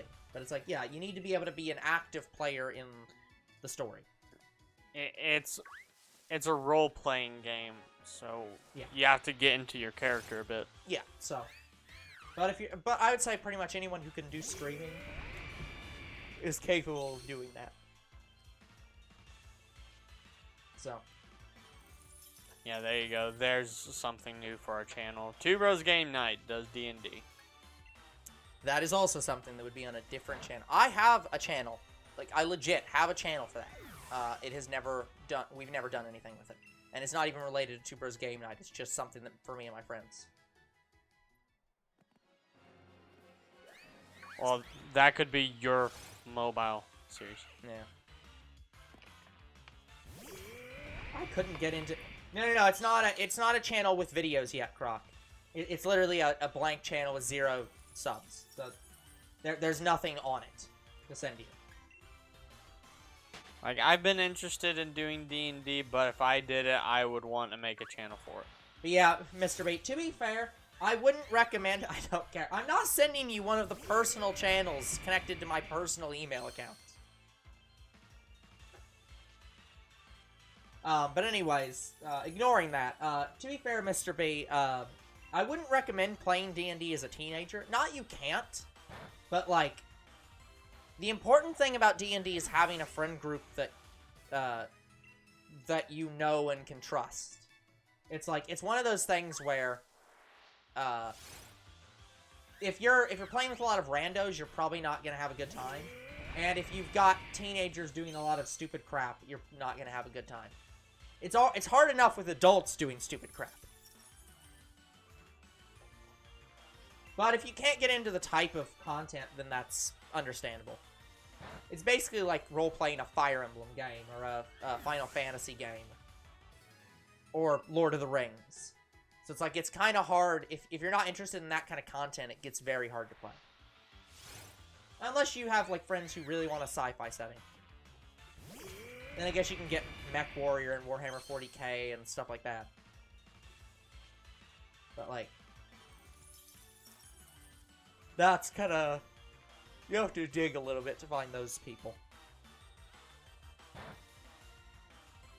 Or any mobile RPG games. Yeah. Basically, if you want to play Genshin Impact but don't want the microtransactions, play D&D. You get the macrotransactions instead. Hershey really wants me to play that. Genshin Impact? Yeah. And guys, I'm slowly wanting It's to a play game it. I would very heavily not recommend. Like, it's a fine game, but it's one of those games where you sink 20 million hours in. It's like, it's a game you play for the rest of your fucking life. I'm probably gonna end up playing it regardless. So it's like I really can't recommend that less. By the way, guys, let's talk about a little bit of VR. So there are VR games that are role-playing games. I'm gonna need a bit of context.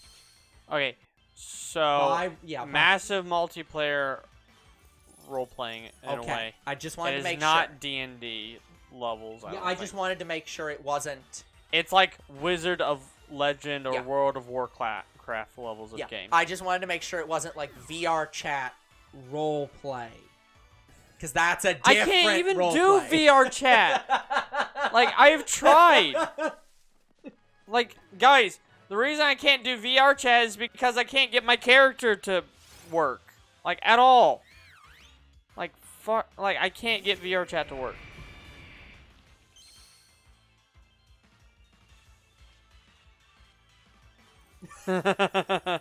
Mr. B, that sound like you've described a terrible experience and you've just given a great experience. Although you might have had a very a very a DM that doesn't give a shit. But like that sounds like an excellent experience. You walk up to a group of people, like imagine this story in a bar. You sit down and there's a guy sitting next to you and she's like, I haven't been in a bar in 10 years. Last time I was in a bar, I stole a guy's beer, killed the bartender with the beer, and then stole all of his money. And for some reason, all the bartenders around didn't like that. Like that sounds like an excellent story. But anyway, It would cause everyone to nervously stand up, or at least nervously shift. anyway, so could we do VR chat D&D? I'm sure it's possible.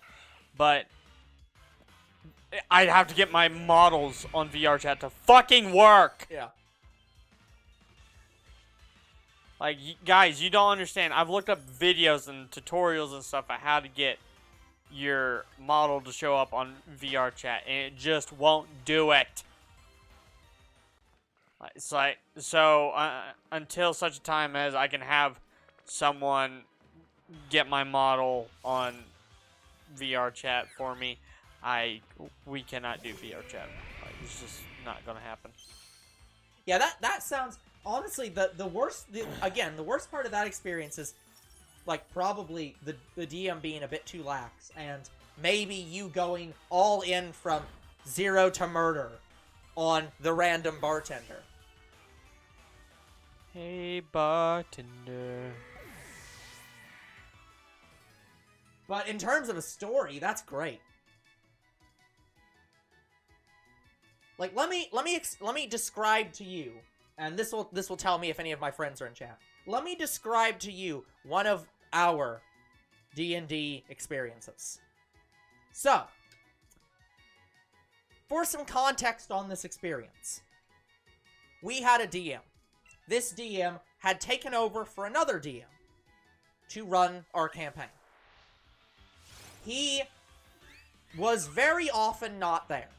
This guy eventually became a truck driver. So that's how little time he had. So it got to the point where we hadn't played in this campaign for several weeks, and by that I mean 2 months. And we decided, fuck it, we're just going to take our character somewhere else. So we literally jumped in a fucking plot hole and fell into Traverse Town from Kingdom Hearts. We then find a random guy. in this city. I believe it was a guy from The World Ends With You because one of the other DMs really liked that game.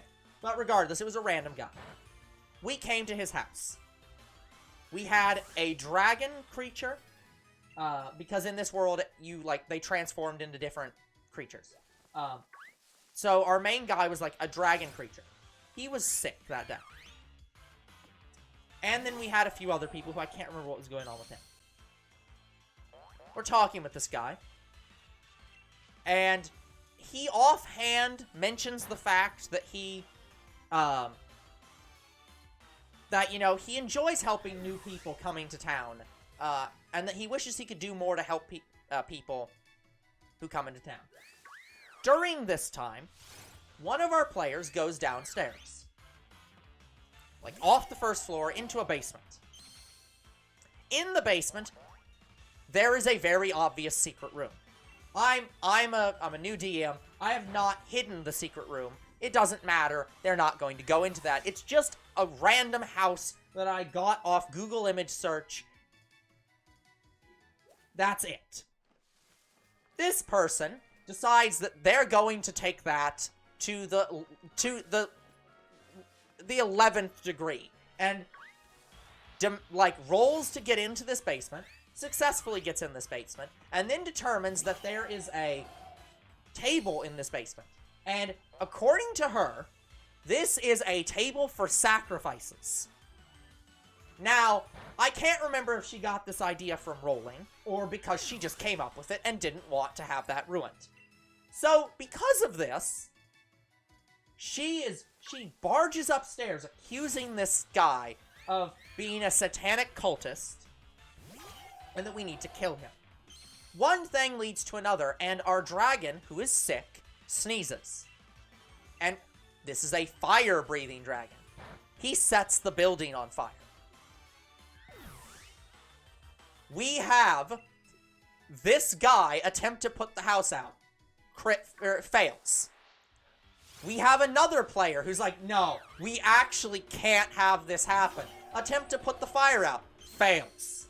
We have a third player who is actively not helping in the roleplay in any way. She's just kind of there. But she randomly gets a bout of, I need to try to do something. Attempts to get the fire out.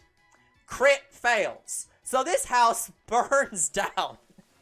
This man's house completely burns to the ground after 3 people attempted to put it out with water in a relatively easy check. It wasn't that hard, and they all 3 failed. However, we have one player, and this player is the conniving player, and so his idea is to roll to convince this character that we're actually here for his best, that we feel bad about what's happened, and we want to help this guy. He, I believe, crit succeeds, goes up to this guy and convinces the guy that we're sorry for burning down his house, that it was an accident, and we want to make it up to him by building him a hotel, or acquiring a building to become a hotel, so that he could help house all these random stragglers that come in from town from time to time, so that he can better fulfill his dream. We'll own it, of course. He doesn't get to own this building, but we'll employ him as the manager of the building, and he has to pay us for burning his house down. And he agrees to this. So he just randomly becomes the guy running our hotel that was created because we burned his house down. And he pays us a monthly rate.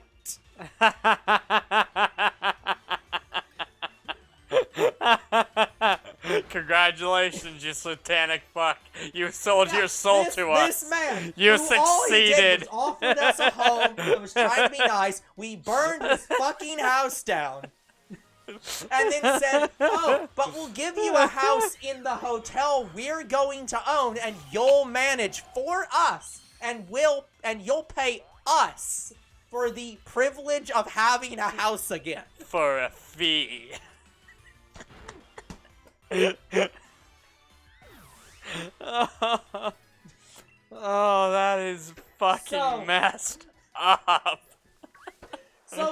me tell you, Mr. B, your story is excellent, and you should not feel bad for it. Guys, your story was so much worse.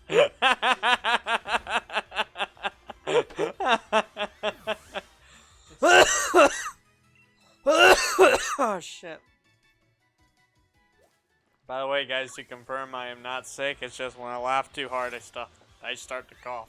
When he laughs too hard, he stops breathing. I do. I think the cough is because of my parents. Yeah. They smoked, so I'm guessing that's why I have this cough after I laughed so hard. I don't But think I that's, don't I don't know. think that's genetic. No, it can transfer down, and it does. But it anyways. does affect your child. Yeah, but but I don't think that that's exactly how that works. But regardless of whether or not that's true, it does suck. Yeah, Croc. Unfortunately, you missed most of the story, and I'm not retelling it. Story time with older bro has ended.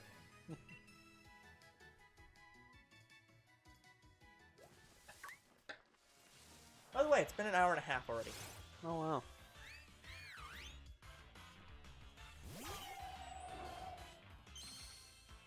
But yeah, most of the stories I remember usually involve Pokemon. Yeah, that'll do it, Croc. The I absolutely will die around you.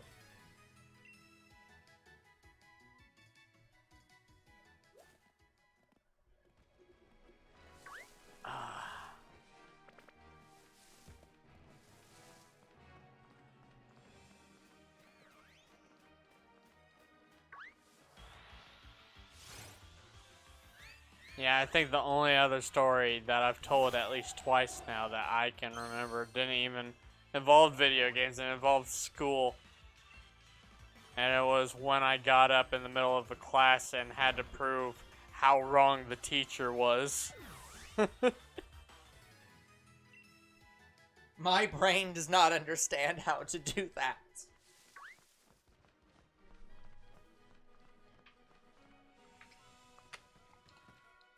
Hey, Croc, hydration is no joke. Also, hello, Mr. Ghost. Hello, Mr. Ghost.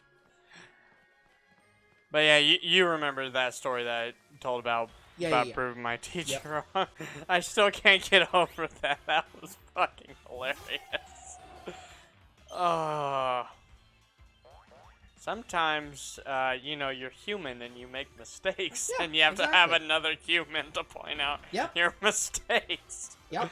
This is why saying that younger people are stupider, that are stupider and should just always listen to adults is a faulty logic. It's like sometimes adults are just wrong.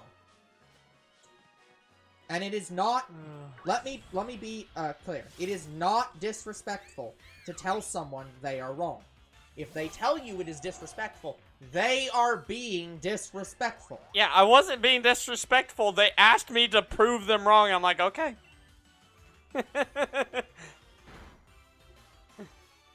Oh, man. Okay, Croc, I that is kind of funny. However, I would recommend an edit to this joke of, I would say, today I asked my phone, Siri, why am I single? And the response should be that Siri took a selfie of me. She's acting single, I'm drinking doubles.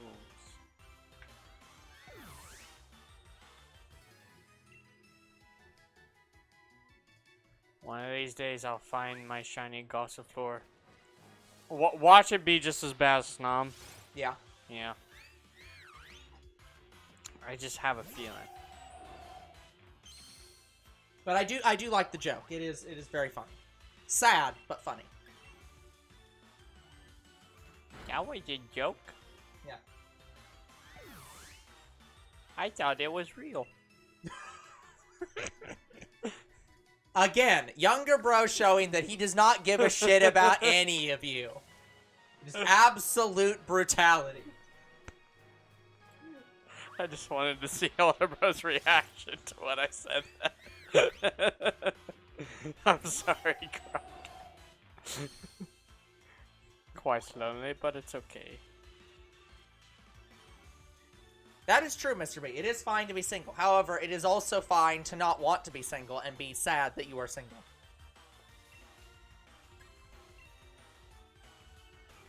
How long has it been since you started trying to get this Gossifleur? Well, this is Since part 3, isn't it? No. Technically, 4 streams ago, it was at the end of the previous hunt. Yeah, so it's... So, 6 hours plus...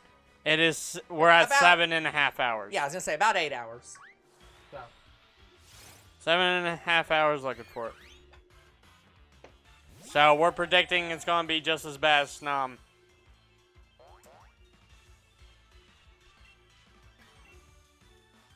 Game can prove me wrong at any time.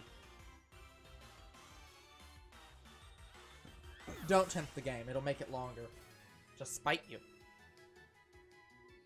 And this is a shiny I really want. Like, I want it more than, Snom.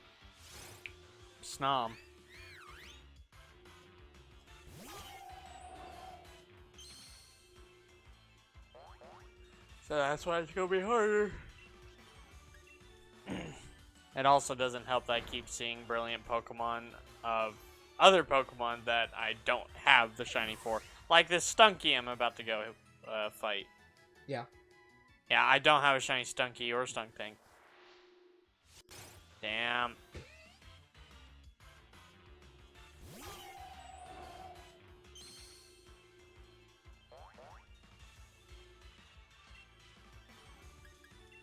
Oh, did you see the Pokemon Home news? And it has me very concerned. I have not. So, Pokemon Home news, they're gonna update Pokemon Home to detect fake Pokemon better. Okay.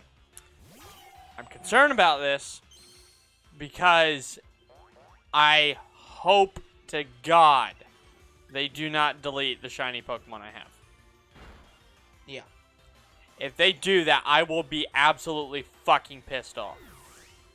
Because a lot of the Pokemon I have are from other people, not like I didn't like create them or anything like that. It's just I've had them for a really long time and I'd hate to lose some of my shinies again. Because I've lost shinies before, guys. Well, we'll see. We'll see what happens. Like, I lost my shiny Diancie, Jirachi, and Deoxys.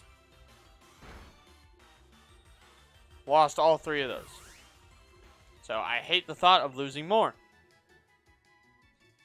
Like, I would... Like, probably the shiny that I really don't want to disappear, that I'd be very pissed off if it did, would be my shiny Meloetta. We just hit 800 encounters. I don't want that to disappear, or any of my mythical shinies, really.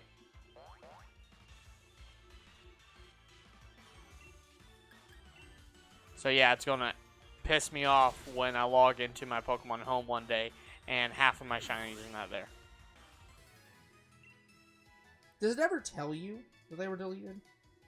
No, you just have to remember your Pokemon.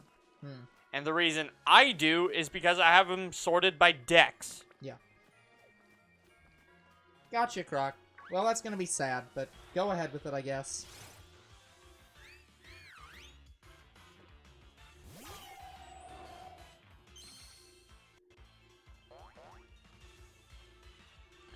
But, yeah, I'm sure I've lost other shiny Pokemon and I just don't remember them.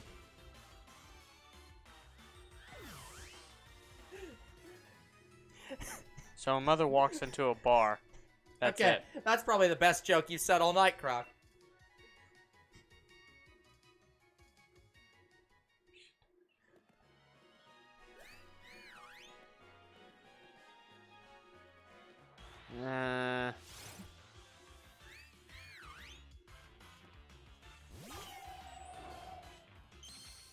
But yeah, anyway, so I hope that Pokemon Home won't delete the shinies we have.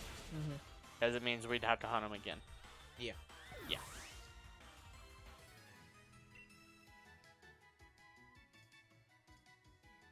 Okay, Croc, have a good evening. See you, Croc. Thanks for stopping by.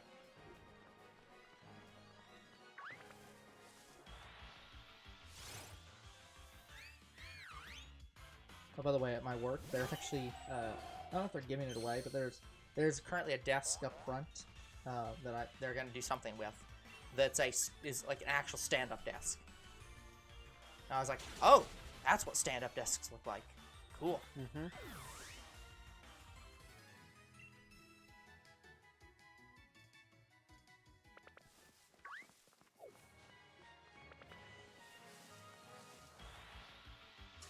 Come on, where's my blue flower at? Come on. Well, the blue flower is, well, I guess that's purple. No clue. You'll get it eventually, don't worry. Yeah, 2,000 encounters later. Yeah, maybe. maybe. God dang it, Trevish.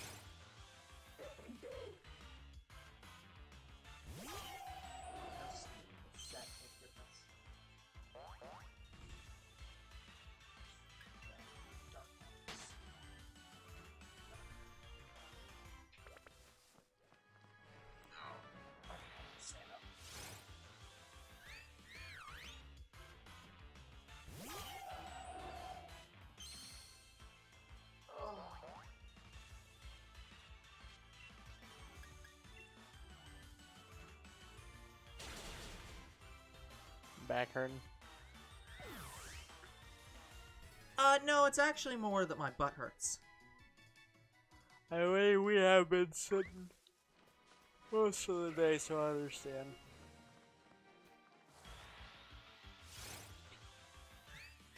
Yeah, guys, I think I'll stand up for a little while.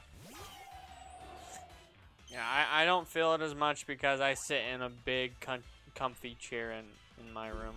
Like, I can sleep in it if I wanted to. Like, it's that big. In fact, I slept in it once, but it was kind of uncomfortable. Yeah, it's kind of hard to sleep in chairs. Yeah, what I had to do was I had to stack my... okay, guys, so my chair is weird. I have couch cushions that I have from our old big couch that we had downstairs. And so I have them Sorry about that, guys. replace... I had them replace my chair cushions. Yeah. So I had to stack them and then use the armrests on the chair to lay flat. Uh-huh. I was up for most of the night. Oh, yeah. Oh, Pancham. That's fair. I didn't know Pancham was on this route. Apparently.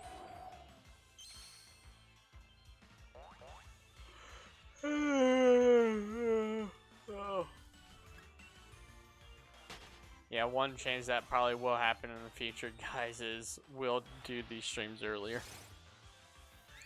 Yeah, but again, that's kind of a problem for me. I can't really go much earlier than this.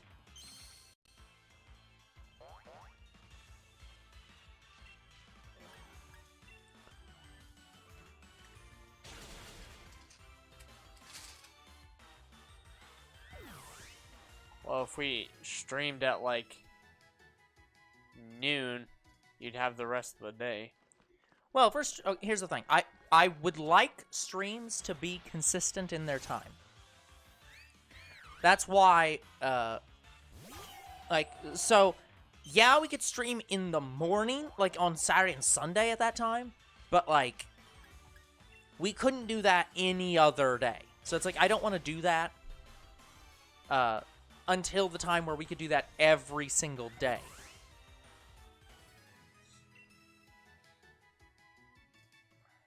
And again, at that point, we'd probably be at full time. Yeah. That said, guys, like I've said, I'm on board with the idea of making our streams longer if we, like, did something like that. Where they, like, if they were in the, like, earlier time, they might be longer streams overall, but, like, yeah, all those kind of changes depend heavily on the support of viewers like you. Sorry, I hope I don't get copyrighted by the by PBS.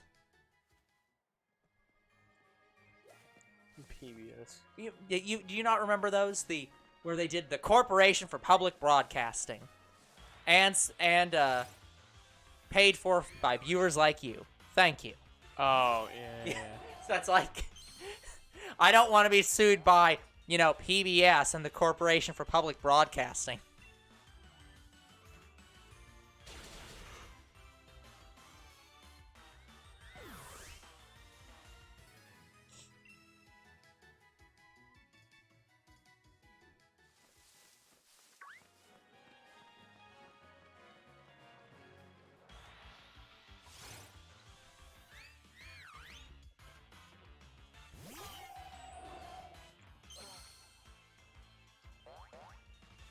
Yeah, guys, I'm gonna have a fun Saturday. Literally after this stream, I have to go shower. You mean Sunday?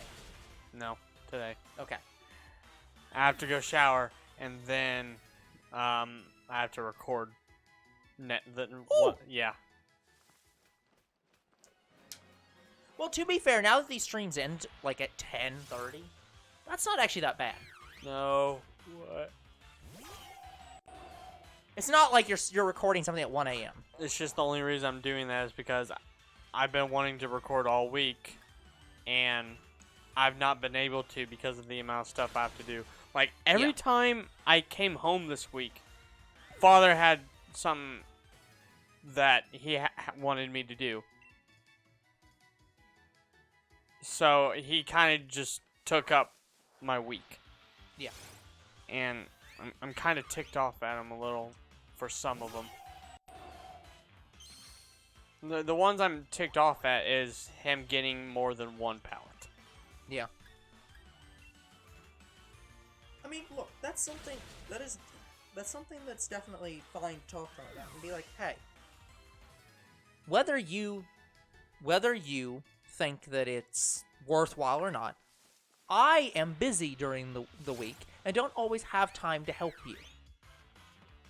So stop making plans that require me to help you. Because, like, again, I've said, and I will continue to say it on the off chance that he does watch. Because he's the kind of guy who he says he does not support our content, but he's also the kind of person that I could imagine covertly watching our videos. Like, I don't think he'd enjoy them, but he's one of those people who he might do it just because it's us doing it. So even if he didn't like the content, he might literally watch it just out of, like, some, like, weird, like, I don't like you doing this, but I'll, like, help out. I don't know. I could see him doing that. I don't think he is. But on the off chance he is watching, I have said many times that my problem with him is that I do not think he is incapable. He is very capable. I think he's a coward. I think that he doesn't want to commit to the things he's doing. He is exactly like his father, who is someone who has a lot of good ideas and then does nothing about them.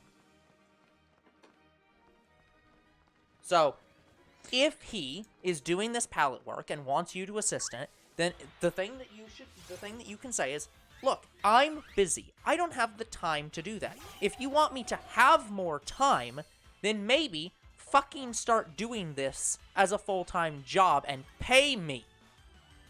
And then I'll have more fucking time for you. Yeah, it's not that I hate helping him or don't want to help him.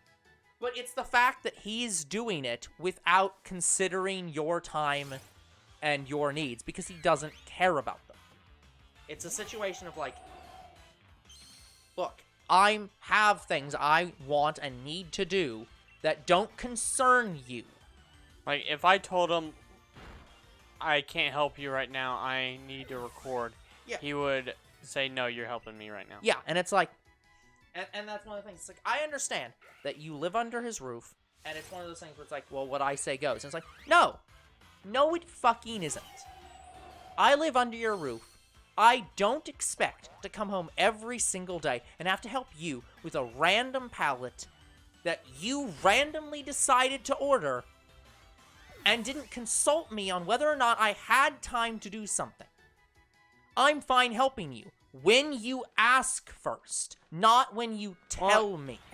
He does tell me ahead of time. He does tell me, hey, I'm ordering a pallet or considering ordering a pallet. Yep. So when he says consider it, I'm just not expecting that he's gonna order it, and then he does, and those are the ones that tick me off. Yeah, it's like, So this time around, he considered it and then did it. but yeah, it's a situation where it's just like, hey, I have other things to do. You need to let me know beforehand that I should expect to assist you, and then I'll assist you. Well, he again, did. But it has to be like a, yes, I am getting this tomorrow. At this, like, so after work, you might have to help me with things. And be like, okay, and that's fine. It's unreasonable when it starts becoming a, he randomly doesn't and doesn't tell you, or doesn't, like, or gives you vague information that, like, is like, well, I might be or might not, and don't know to expect something, or just does it so often that you can't do anything else. It's like, you're not my employer. I just hate it when he does it on the days I work. Like, on the weekend, sure. Like, my weekends, I usually have a lot more time. Yeah, it just shows a lack of caring of you and your time. Because he's like, well, I'm doing this thing, and, well, you should be helping me because I need help. And it's like, no. If you want my help, you should ask for my help. And if I say no, you should say, okay. And not, get your fucking ass out there. Yeah, so, was it 3? I think 3. Is it 3? Hold on, Monday, Tuesday, Wednesday. Yeah, so 3 of the 5 days, he had me help with him with either pallet or something else. And the other 2 days get a pass because one of those days I went to get my tetanus shot and they took fucking forever. Yeah, one of them you literally couldn't do anything. And then another day I went to the car wash. Yeah. And when I got home, I was just exhausted. Yeah, it's one of those things where it's like, you shouldn't have to feel like you have to come home late so you don't have to help him. And like, basically when I get off of work, I'm like, okay, I have nothing else to do today. I can just come home and I can immediately record. And then I get home and Dad says you're helping me. I'm like, oh.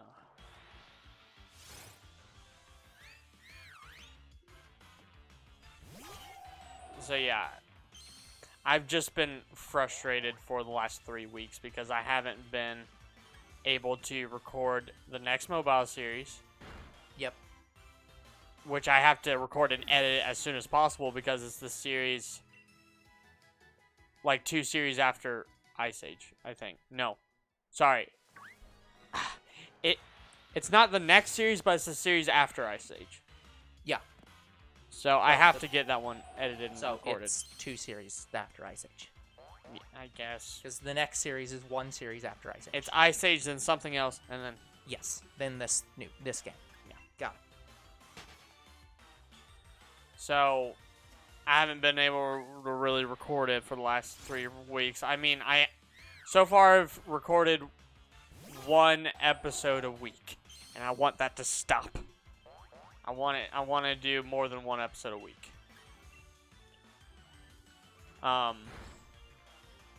That way I can get it done.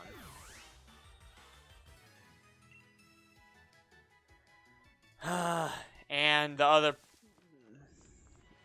the other series that I record on the weekends with my friends, because I'm also recording a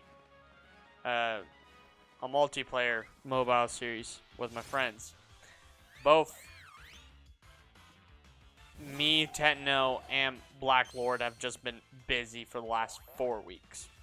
Like, I've been recording it longer than the other series. We've either been busy or circumstances prevented us from recording that day. And I want it to stop. I want that to stop too. Yeah. Because today we went and saw a movie. And we got home too late. Yep. And it was basically the most immediate time we could watch that movie, so it wasn't even a situation where we could have saved time anywhere. No. It's like we ate, we recorded until 2 when I worked on that day, or when I did like the little bit of stuff for that day's video, and then we immediately left for the movie. Like, So guys, I want to try to get up early on the weekends, but I couldn't do it today. I was actually going to try to do it today. Yeah. But then I had stomach problems early Yep. in the morning. I'm like, I'm exhausted. I need it. Well, the other problem is recording early in the morning is hard because people are sleeping. Oh, if it's like 7, 8 o'clock, I don't care. I will record. Yeah. So, like, stepmom gets up around that time anyway, so. I have no issues recording from, like, 7 or to 8. Like, I'll do it. Because it might be the only way I record this week. Yeah, that's something that'll definitely change once moving out happens. So, Be a lot better. yeah.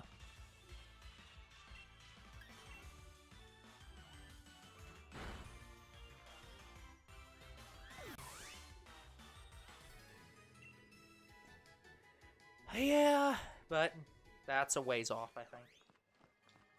Not super ways off, but like a little while off. Yeah, like, I need to be able to save up the money, and if I buy a new vehicle, I'm not going to be able to. Yeah. And we'd be stuck here for probably another 5 years. Well, I doubt that's true, but that's a bit exaggerating, but it'd be a while. It depends on my new job. Like, I get paid every week. I get about $300 every week. But even that's still not fast enough for me to be able to buy new games and new Pokemon cards and stuff like that. Like, guys, my bank account has diminished horribly in the past few months. And I need to get it to climb again.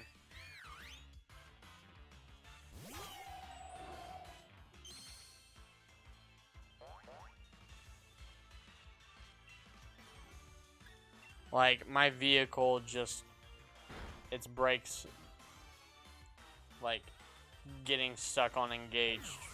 My parking brakes just, I was gonna say, with your brakes breaking. yeah. So if that happening and my fucking TVs, it hurt my my account badly. Like, guys, I do not have that much money. Yeah.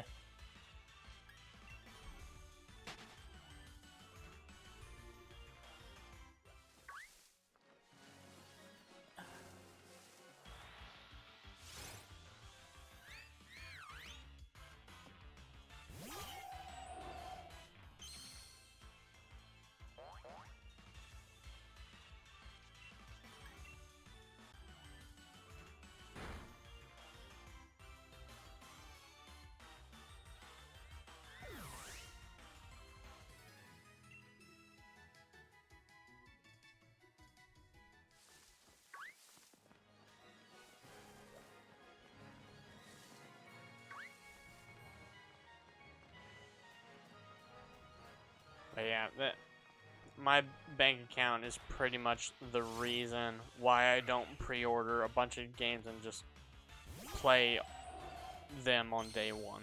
Yeah, I get that. I'm not disagreeing with that. Or else I probably would have done it with God of War and Dragon Quest.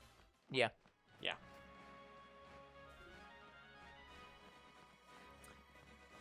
Oh boy.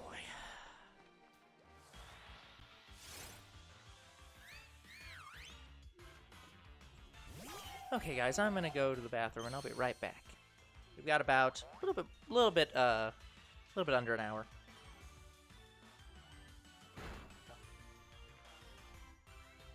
Either on Twitch or YouTube. Post if you actually think we're gonna get the video, or the not the video, the Pokemon. The shiny. The shiny this video.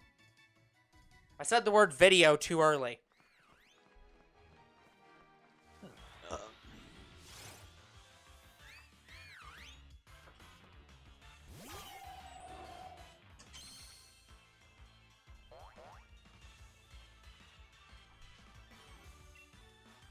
God damn, I dropped my phone.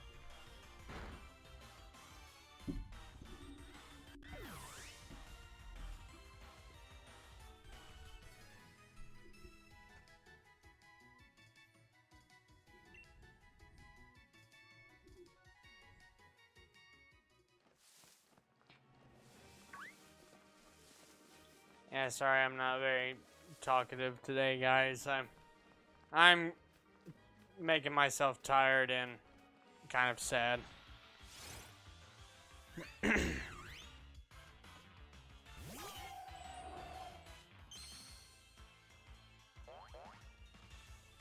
I have to record after this. It's gonna be fun.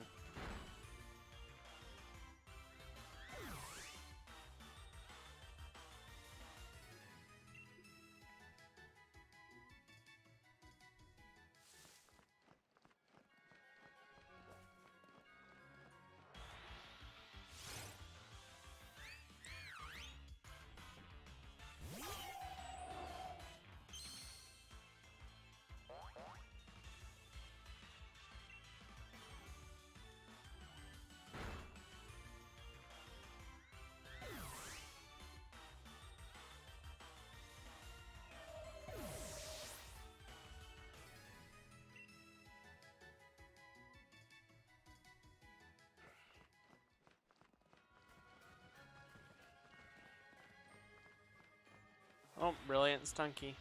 That's shiny.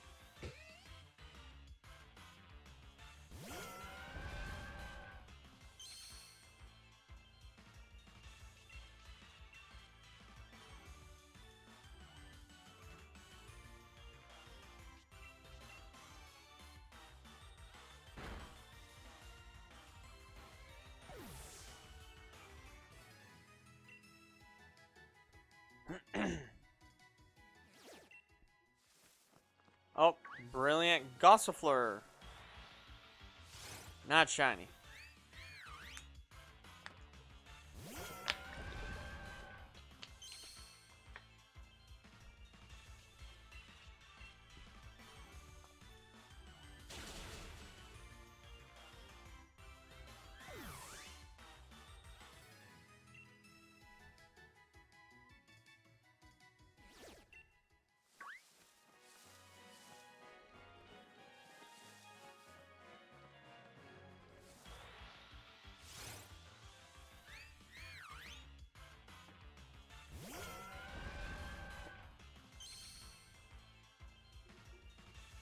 How I would shiny hunt and so I do shiny hunting a little different.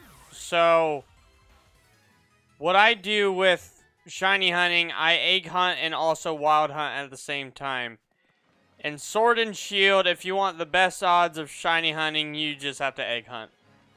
Or do raids if you have good enough Wi-Fi. So yeah, I have the shiny charm and I egg hunt for Pokemon that cannot be found in the wild. Or cannot be found in the overworld in the wild. So those I egg hunt, and the ones that are found in the overworld, I just use the shiny charm odds and just encounter Pokemon. What I'm doing right now is I'm increasing the brilliant rate by encountering and defeating all these Gossifleurs, and I'm just like, it's already maxed. Like, the max rank is The max combo is 500, but I'm going for 999. Then after that, I'm done battling Gossifleur, and I just keep encountering him until I find the shiny. And the only way to increase the shiny odds in the wild is by having the shiny charm and using what is called the rod method. And the rod method sucks. So you have to encounter, I think it's like 20 to 30 water Pokemon in a row. You cannot fail catching a Pokemon. And then it will increase the odds of the first Pokemon that spawns after that. It freaking sucks. And that's it. It just increased the odds for that one Pokemon. It's very confusing. But there's no really easy way to hunt in the wild. Like I said, all I've been doing is going to max combo, which is 999, and then praying to God I get the shiny.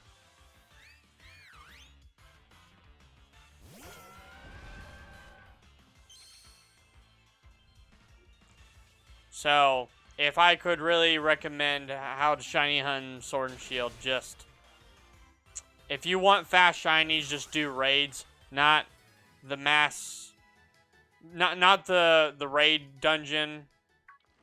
I mean, that also has very high shiny rates. I just personally don't recommend it because I don't think it's fun. But I'm just saying, just raids, just like, you know, the raid dens. Yeah.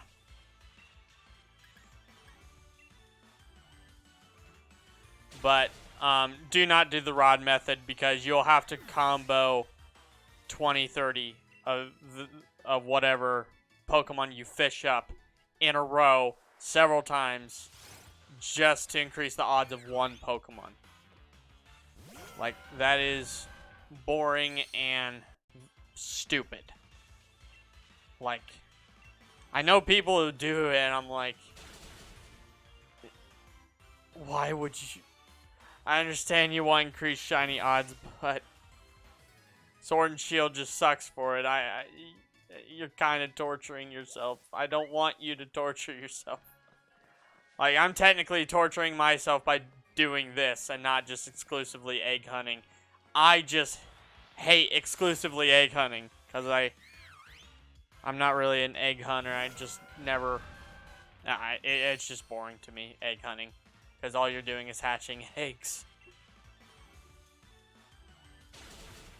So to me, going out in the wild, like with just the shiny charm, is much better content than just me exclusively egg hunting. Older bro's taking his sweet time in the bathroom. I hope he's alright.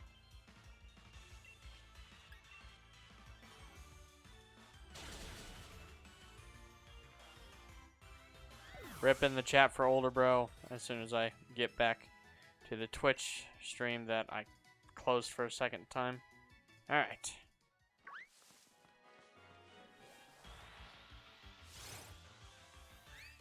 But yeah, I forgot to welcome you to our streams. Welcome.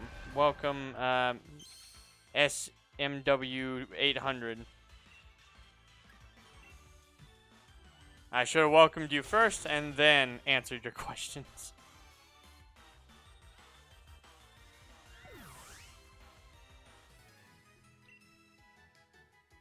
Yeah, unfortunately, you arrived at a point in the stream where me and older bro have kind of died down for the evening.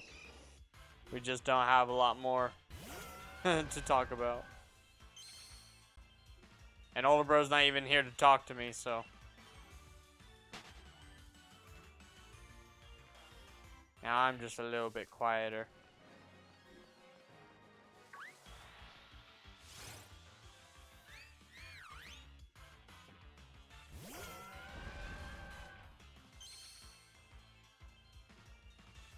Oh, where are shiny Gossifleur.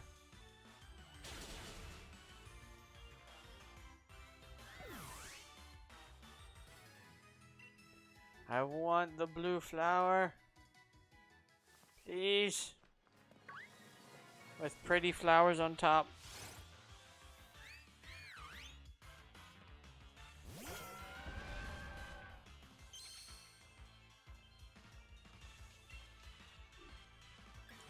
Hydro pump.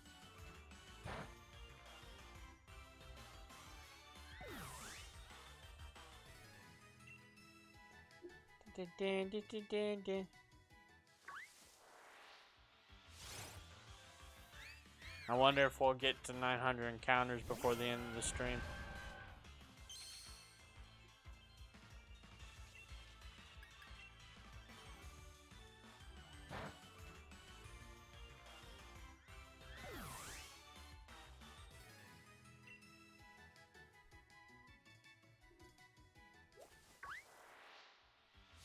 Dang it, Growlithe.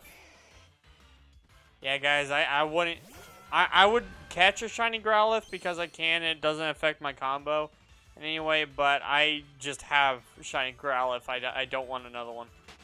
I have shiny Growlithe. I have shiny Arcanine. The only shiny Growlithe and Arcanine I'd want is Hisuian. And they're not in this game.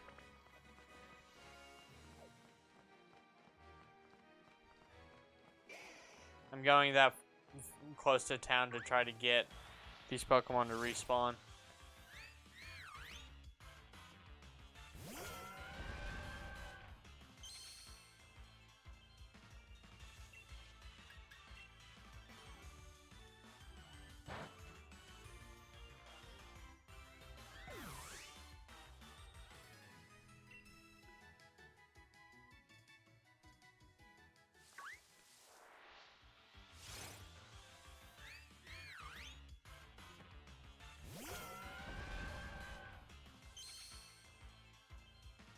But yeah, I think this is just a faster method than egg hunting.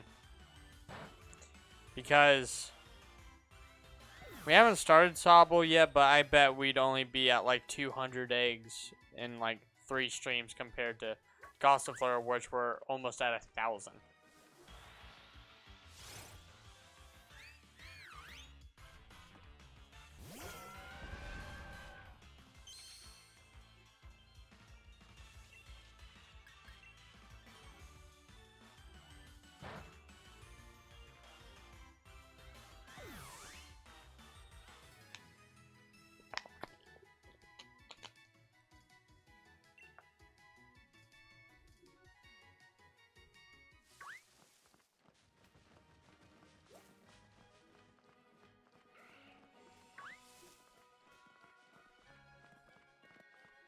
Come on, the one Gossifleur that could. Damn.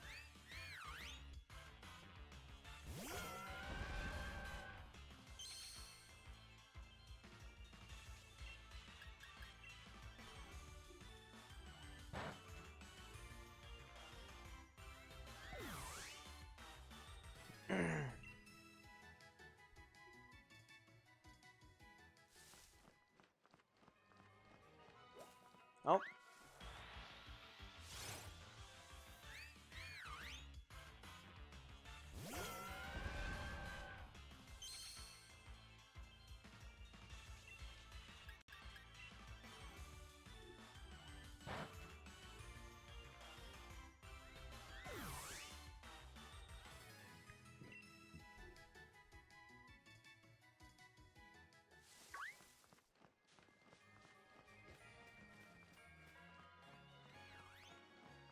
No, I heard it.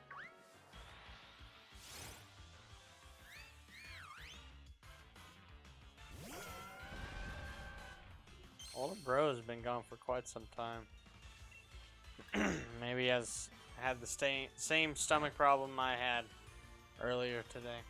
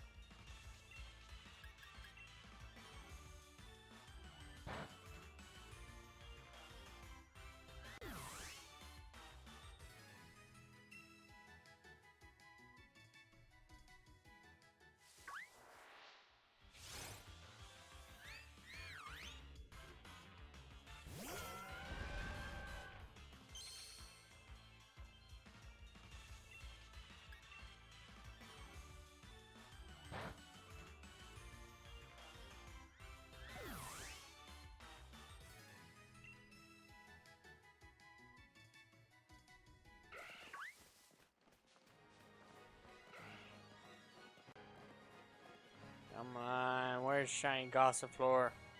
Or just Gossifleur? Hope I heard it. Come here.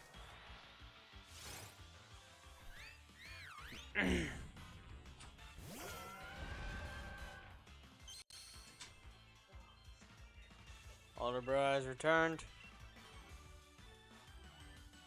Older bro has had bad stomach. How you feeling now? Not great.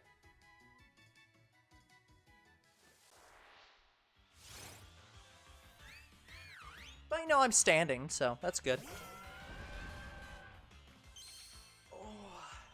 Yeah, SMW wanted me to explain to him how to shiny hunt in the game. With a name like SMW, I'm surprised he isn't playing Super Mario World.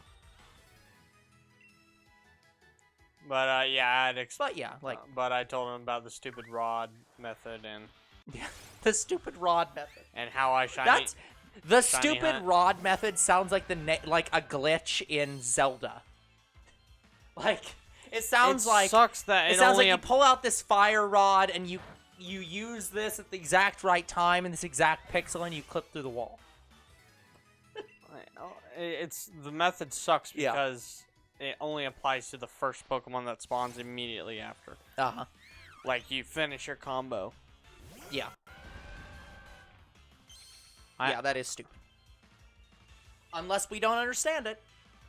Because again, we found out after we finished Pikachu and Eevee that everyone was wrong about how Pikachu and Eevee worked. Yeah, so I'm just going to max combo with all these Pokemon. For all we know, this is the correct method, and it increases with every Unclear. combo, but I don't know. We don't know, and neither do you.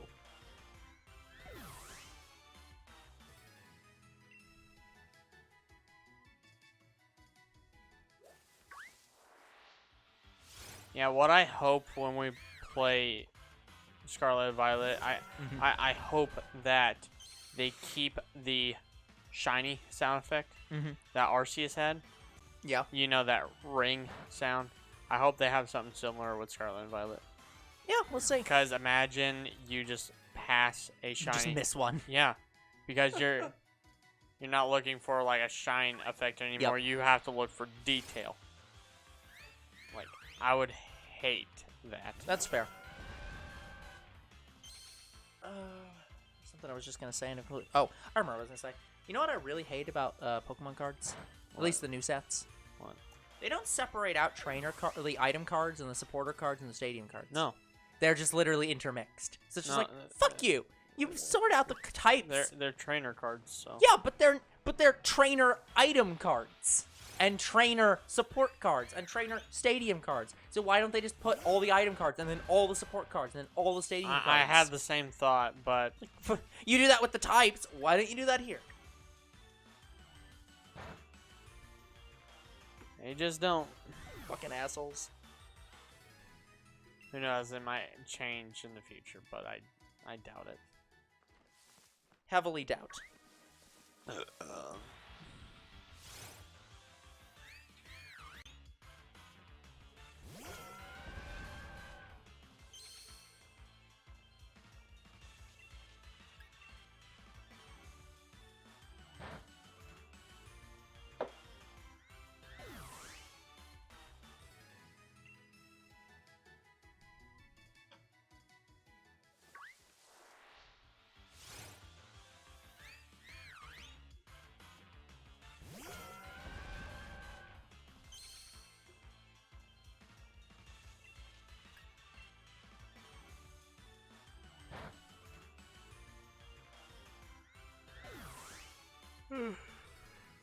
Sorry that we're quiet, guys. We've hit that part of the stream.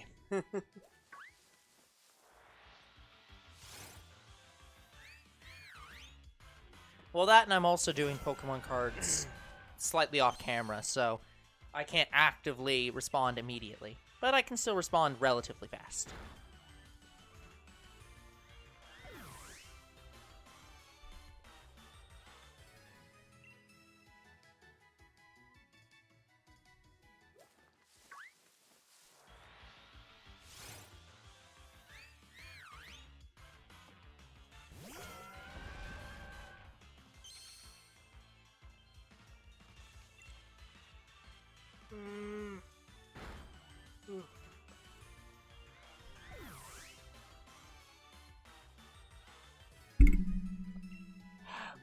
mic again.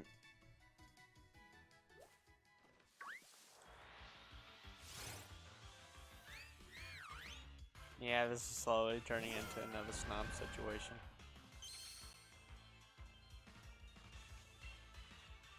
It's slowly turning into one. It's always been one.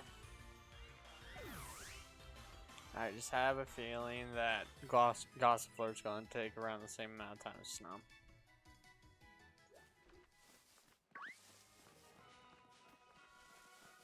Well, let's all hope that that doesn't happen.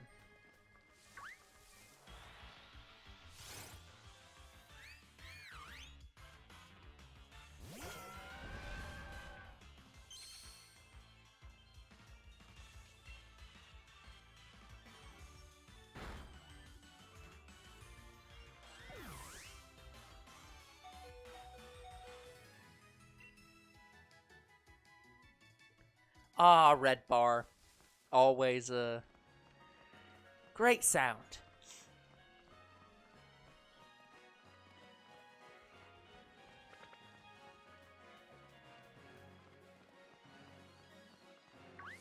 No. Oh, that was also something. Somebody was playing a Zelda game, and it wasn't their first Zelda game, but they were playing through it. They started out with 3 hearts, and they got dropped down to 1.5 hearts, and it had the heart sound effect. And they're like, well, it shouldn't do that till you get to, like, it's like, I don't even have that much health taken off. It's like, you have 3 hearts. 1.5 hearts is a significant amount of your health. Just like, come on now. They're like, it should only start when you get down to 1 heart. And it's like, dude, half the time you'll die before you notice you're down to 1 heart. Well, I kind of see what they're saying, but... Yeah, but it's a problem that it'll resolve itself once you get, like, a few hearts. Once you get a little bit into the game, it's like, oh, now I have 5 or 6 hearts, and 1.5 hearts is nothing. Yeah. So it's like, that's the bigger problem. Oh, you're being asked a question. You have a question, Mr. B. Well, what question do you have? How can I help you?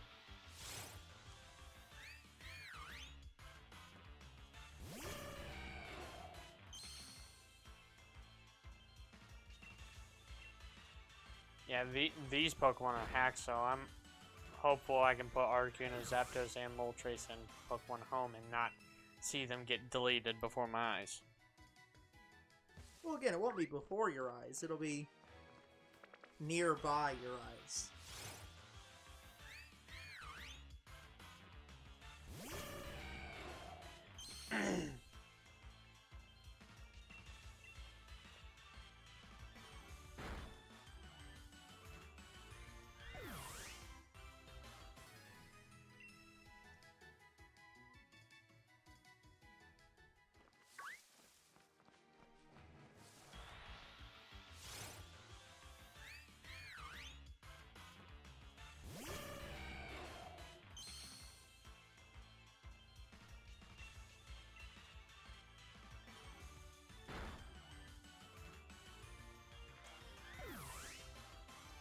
Mr. B, I know you're playing me.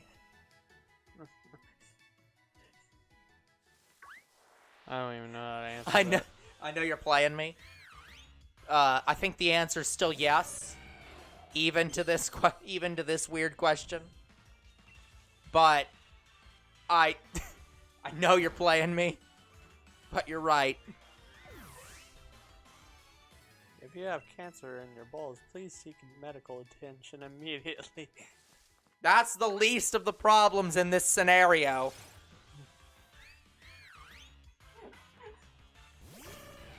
I know. That's why I'm laughing. I know.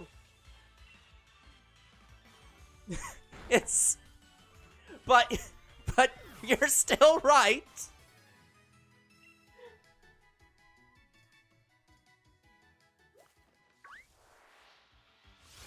Who's Ron White? Well, I'd presume it's a comedian.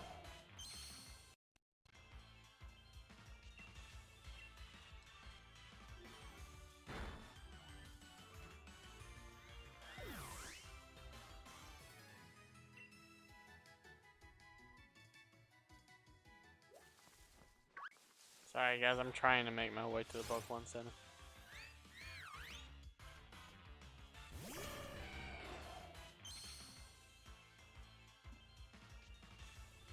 Blue Collar Comedian Tour. Yeah, I don't watch a lot of comedians, so I wouldn't have known. Again, the comedians I generally watch are Loading Ready Run. So YouTubers. They're more on Twitch than YouTube, but yes.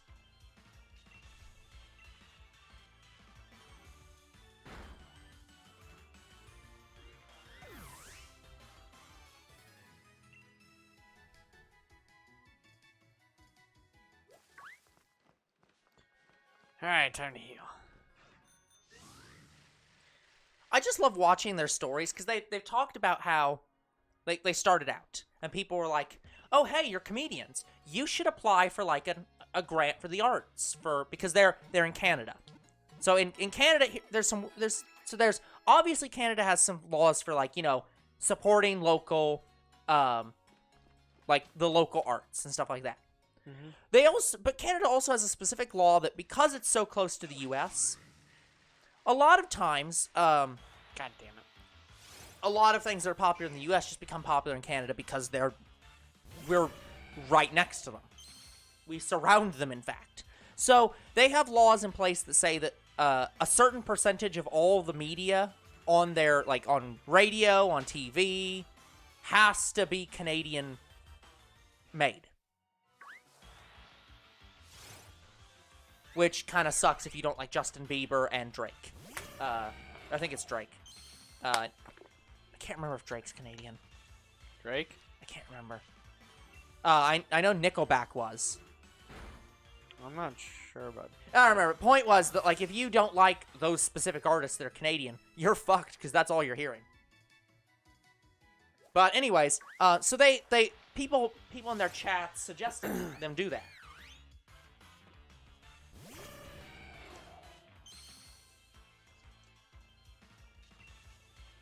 But anyways, so they looked into that, and they went to their local, like, community center, because they live in Victoria. Yeah, Mr. B, I'm actually one of the few people that like Nickelback. I mean, I think Nickelback's fine. The problem is that every one of their songs is exactly the same. They had one single idea and then repeated it 60 times.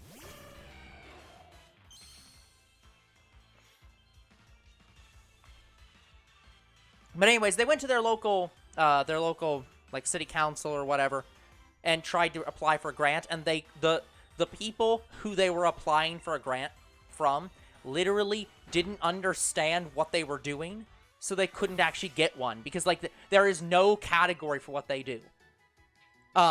Because again, they're not just they don't just generally do gameplay. They're not even gamers, and this was back before that was even a thing. I'm sure nowadays they could probably go and get a grant for, like, for being a gamer or something, but, like, that just didn't exist then. Like, they literally didn't have platforms to be able to be acknowledged as, like within their field. Yeah, they don't understand the field. I actually didn't grow tired of This Is How You Remind Me or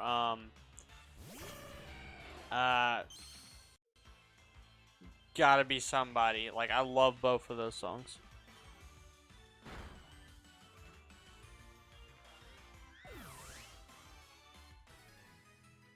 Yeah, it also doesn't help that Chad Kroger's voice is very much a you like it or you absolutely hate it.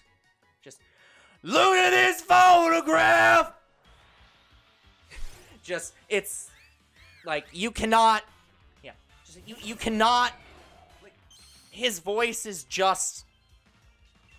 Yeah. There's very few artists I hate. I just think some of them might sound weird. This is how you remind me of what I really am. But his voice is just so weird. It's like, just Sing more clearly, please. Yeah, I don't usually hate artists. Some of them I just maybe would think sound weird, like Jewel. Jewel kind of sounds weird, but She's also a folk singer, though. I know. You don't hear a lot of folk music. Also, I liked Jewel. She actually sounded great. No, I don't generally hate the singers. I usually hate the songs. Like pretty much any kind of rap song I don't like. It's fair. Jewel wasn't rap.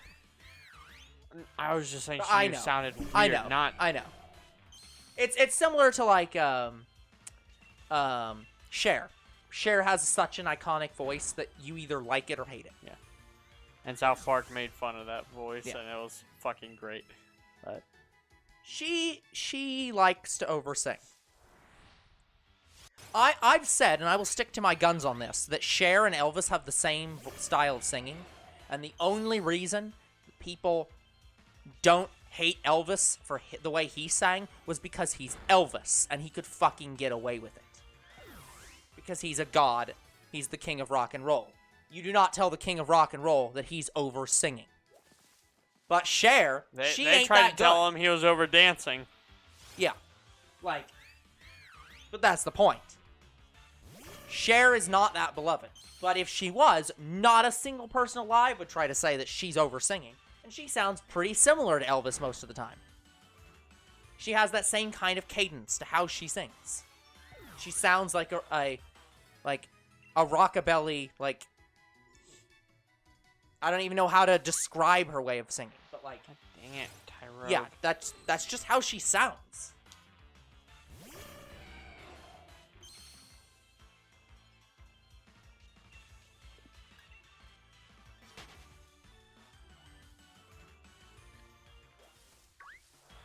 But I can absolutely understand the concept of listening or watching X makes me want to kill or stop or like kill the person who made X. Kill John Lennon. Again, like I do not recommend. I don't support actually attempting to murder people, but I will jokingly continue to say watching Steven Universe makes me want to murder Rebecca Sugar.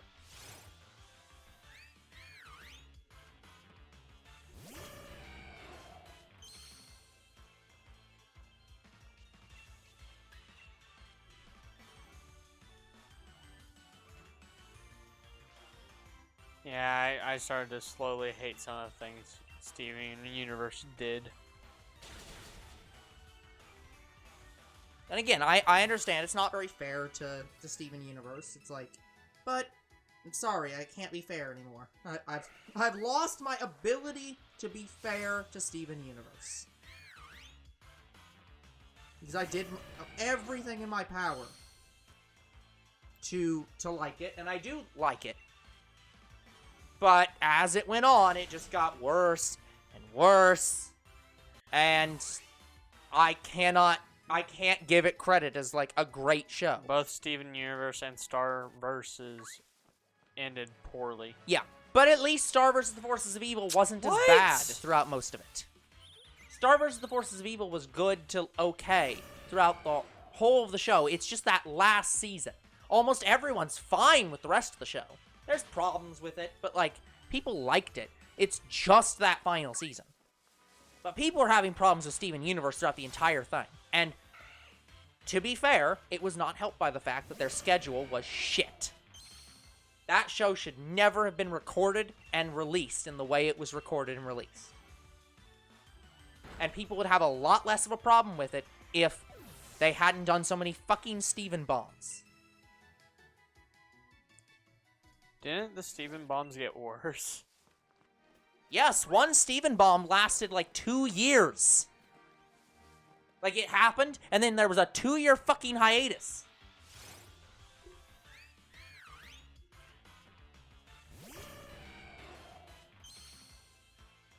In fact, I think one of the hiatuses was over 2 years. I think it was like 200 and some days, which would be like, well, no, I guess that would be less than 2 years. But there was one that was like huge. I'm thinking of 200 weeks, not 200 years, or 200 days. But yeah, one of them was like over a full year. It was an insane amount of time. And it'd be fine if that was a season, but it wasn't a season. It was in the middle of a season.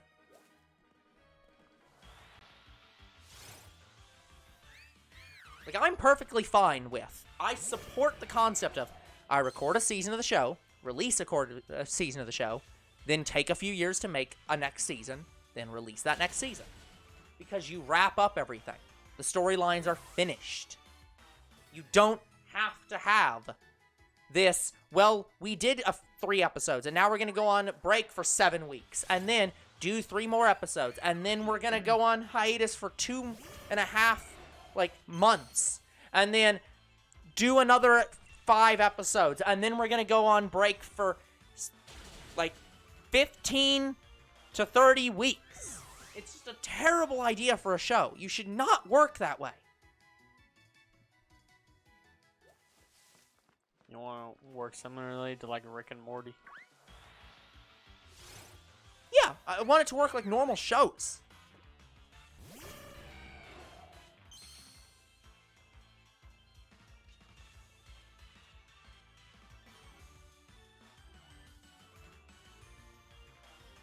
That's pretty good.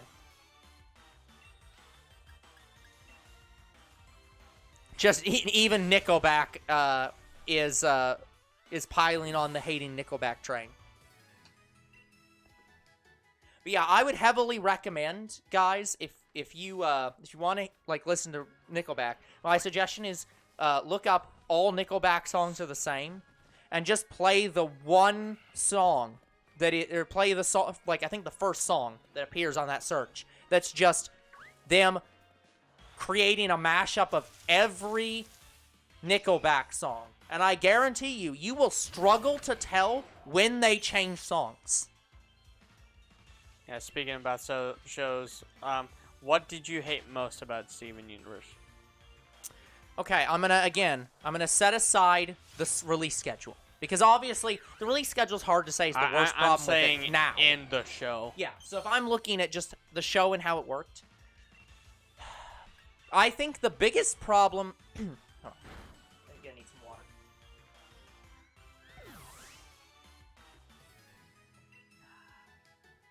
Okay. By the way, we have 15 minutes. I know. The biggest problem with the show is the fact that, and this is a problem that 900 encounters, still no shiny. Did you say 900? 900. Woo!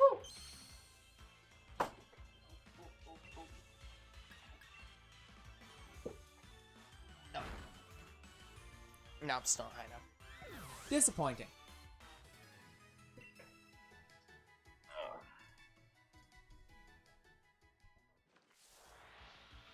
Sorry, guys. I tried to sit down and not adjust the mic, so I'm just going to stand up for the rest of the stream.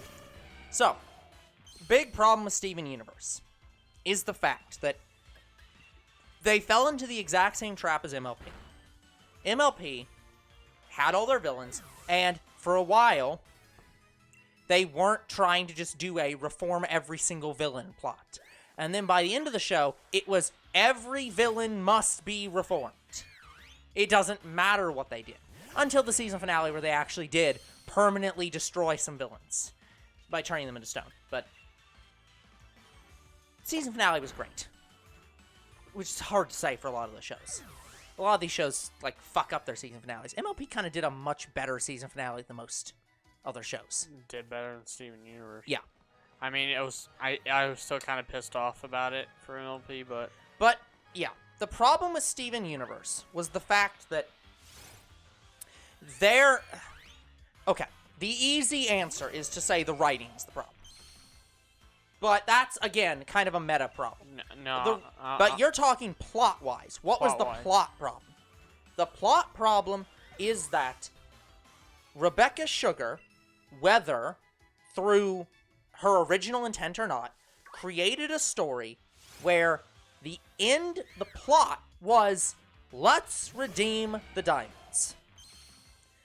The goal of that story was, let's make the diamonds sympathetic characters and redeemed. And for something like MLP, that is a fine story. Because most of the villains are not galactic threats. Most of the villains in MLP are run-of-the-mill, everyday people who have problems and are being mean. And so forgiveness and friendship are easy solutions to those problems. It becomes a lot harder to make friendship the solution to your problem when you, for example, have somebody who's going to threaten to create everlasting night and literally kill the entire farming, industry in the entire world and let everyone starve to death. Which, again, is the first villain in MLP. The first fucking villain threatens to have everlasting night so that there's no food left and everyone will starve to death. But the solution is forgiveness. That's not a valid solution. Because that's not an... There's a saying. Forgiveness is all well and good. But there is a core saying that the punishment to a crime should fit the crime. And the reason that exists is because there's a concept of, when you have somebody who commits an action, the reaction to that should be pretty similar in scope. It's why the phrase "that escalated quickly" exists. There's also the opposite phrase of "that de-escalated quickly." Which is not used very often. But that's kind of the problem here. It's not a valid thing to say, you stub your toe so I pull out a machine gun and shoot you. Unless that's the joke. If that's comedy, it's fine. But this isn't trying to be a comedic show. I mean, it is, but not for its plot. Its plot's trying to be very serious. Same with MLP. Its plot is trying to be kind of serious, not jokey. It's trying to tell life lessons. That's Steven Universe's main problem. The problem is that they made that the villains of the show are supposed to be galactic threats. They are supposed to literally be killing off the native populations of planets, turning the planets into literal resource farms for their empire. And the only value they see in planets is what can create new life for them. Anyone else doesn't fucking matter. So their worst decision was to not make Yellow the big threat. Not necessarily. It's not that Yellow didn't need to be the big threat. That would have been a good story element if she killed Pink Diamond because Pink Diamond loved the humans and didn't want to kill them. That would be a great story twist. It would be an actual twist, even though everyone saw it coming. Yeah. Again, it didn't happen, but everyone could see it. It makes sense. The problem is that the plot and the resolution to that plot don't make sense. When you have villains... Yeah, the actual fundamental problem is that the problem is this show isn't a soap opera. It isn't like... The problem is that it's not like, what's those shows? Like Full House? Those shows where it's all about, like, a family living, like, together and have the wacky neighbors that come over. That's the show Rebecca Sugar wanted to write. She wanted to write a show about family drama. She wanted to write a show where you have Steven as the youngest sibling, and you have Yellow Diamond and Blue Diamond, which are the older sisters, and this very oppressive mother. And that's the story she wanted to tell. She wanted to tell a story about forgiving your mother for being a piece of shit. But that's kind of hard to justify when the setting of your story is universe-level threats that want to genocide the people of Earth. You can't forgive that. That's not a forgivable action. Like, I wasn't too mad about it, but I was still kind of ticked about it. To me, the worst decision was in Future. Where... Yeah, I'm just focusing on Steven Universe proper. I'm not focusing on Future, mostly because I could not get through Future. Yeah, it was the Sadie and Lars episode that really got me, and the fact that Steven kind of made himself the villain. I Yeah. was like, oh, Like that, the story of Steven Universe future is fuck. so fucked up. But that's the problem. The problem with Steven Universe is the problem that Rebecca Sugar wanted to write a family drama, but decided to set that with characters who are designed to be genocidal dictators from space. Like, it would not be appropriate if let me throw this example. Everyone would be up in arms if the final Star Wars movie had brought back Palpatine and made Rey Palpatine's granddaughter, and the entire plot of that movie was for her to forgive him. If that was the plot, where Rey just came before him and said, "I forgive you for all the stuff you've done to the entire Palpatine would have for killed the her entire empire. We forgive you." And Palpatine would have killed her on the then spot. he says, "Oh, thank you for forgiving me. I guess I'm good now." No. That's what Steven Universe did. Steven literally walks in and forgives White Diamond for being a piece of shit, and she's just having a fucking temper tantrum, and then suddenly she's good. It's a fucking terrible, terrible concept. This woman has literally enslaved her own children. The three of them have literally committed genocide. And she's a sniveling, whining child who just wants their younger sister to stop cosplaying as a human being. And that's the fucking story. It's stupid and disgusting and wastes my fucking time.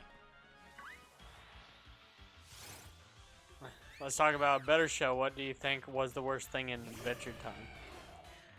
Worst thing in Adventure Time, oh, that's easy. Worst thing in Adventure Time is them fucking over Finn and just making him an asshole.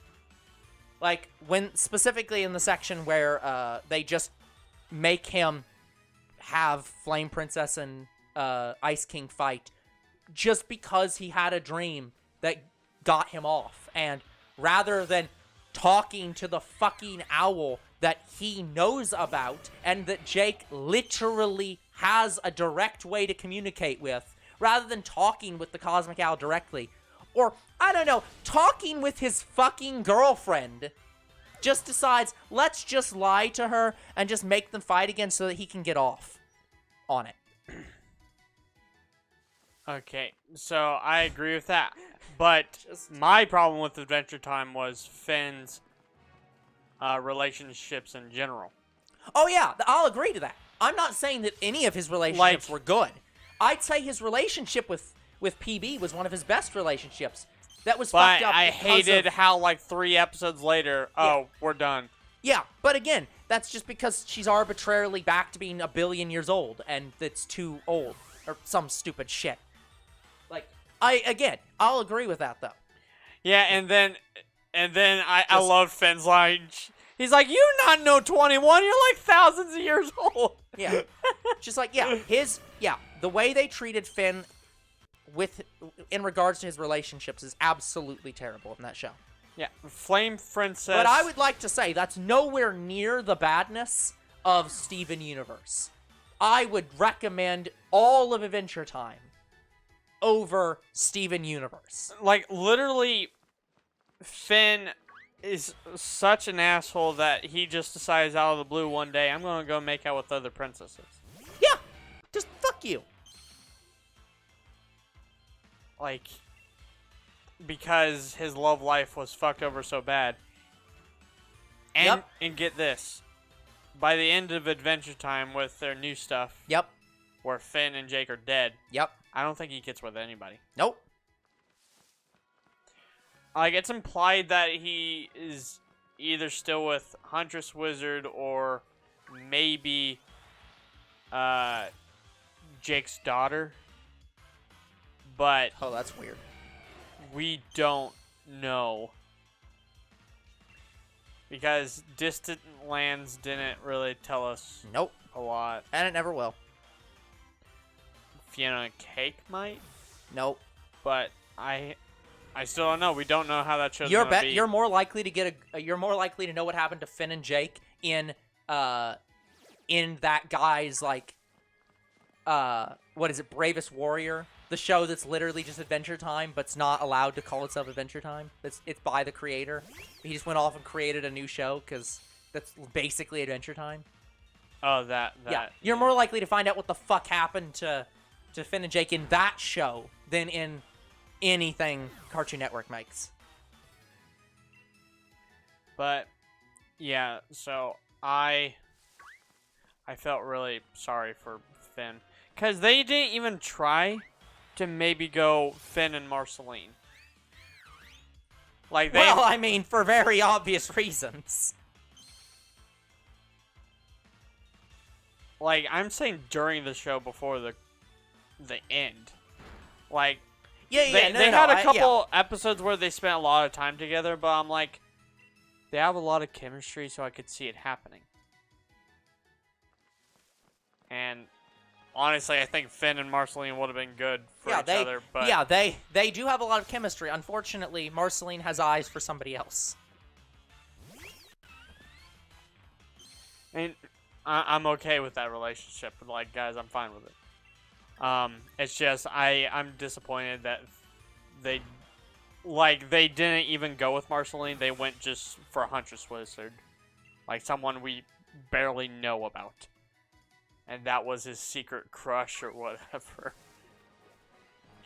Yeah, just fucking came out of nowhere. But I like it. Like they even dive into that relationship a little bit for like 2-3 episodes, but we don't know if Finn stays with her after that. Like, basically in Distant Lands, we have no idea about Huntress Wizard at all, period. So, I'm guessing Finn dies alone.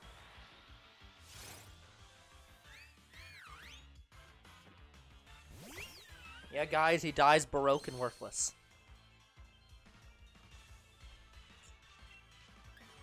Well, he was definitely broken.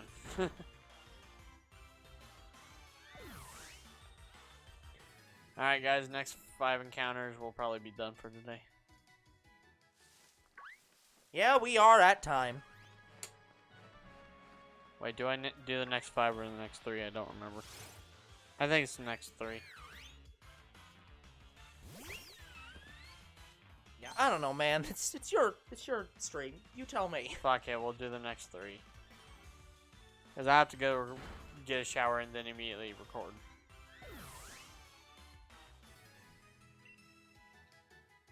And then I'm going to bed. Yeah. I'm tired.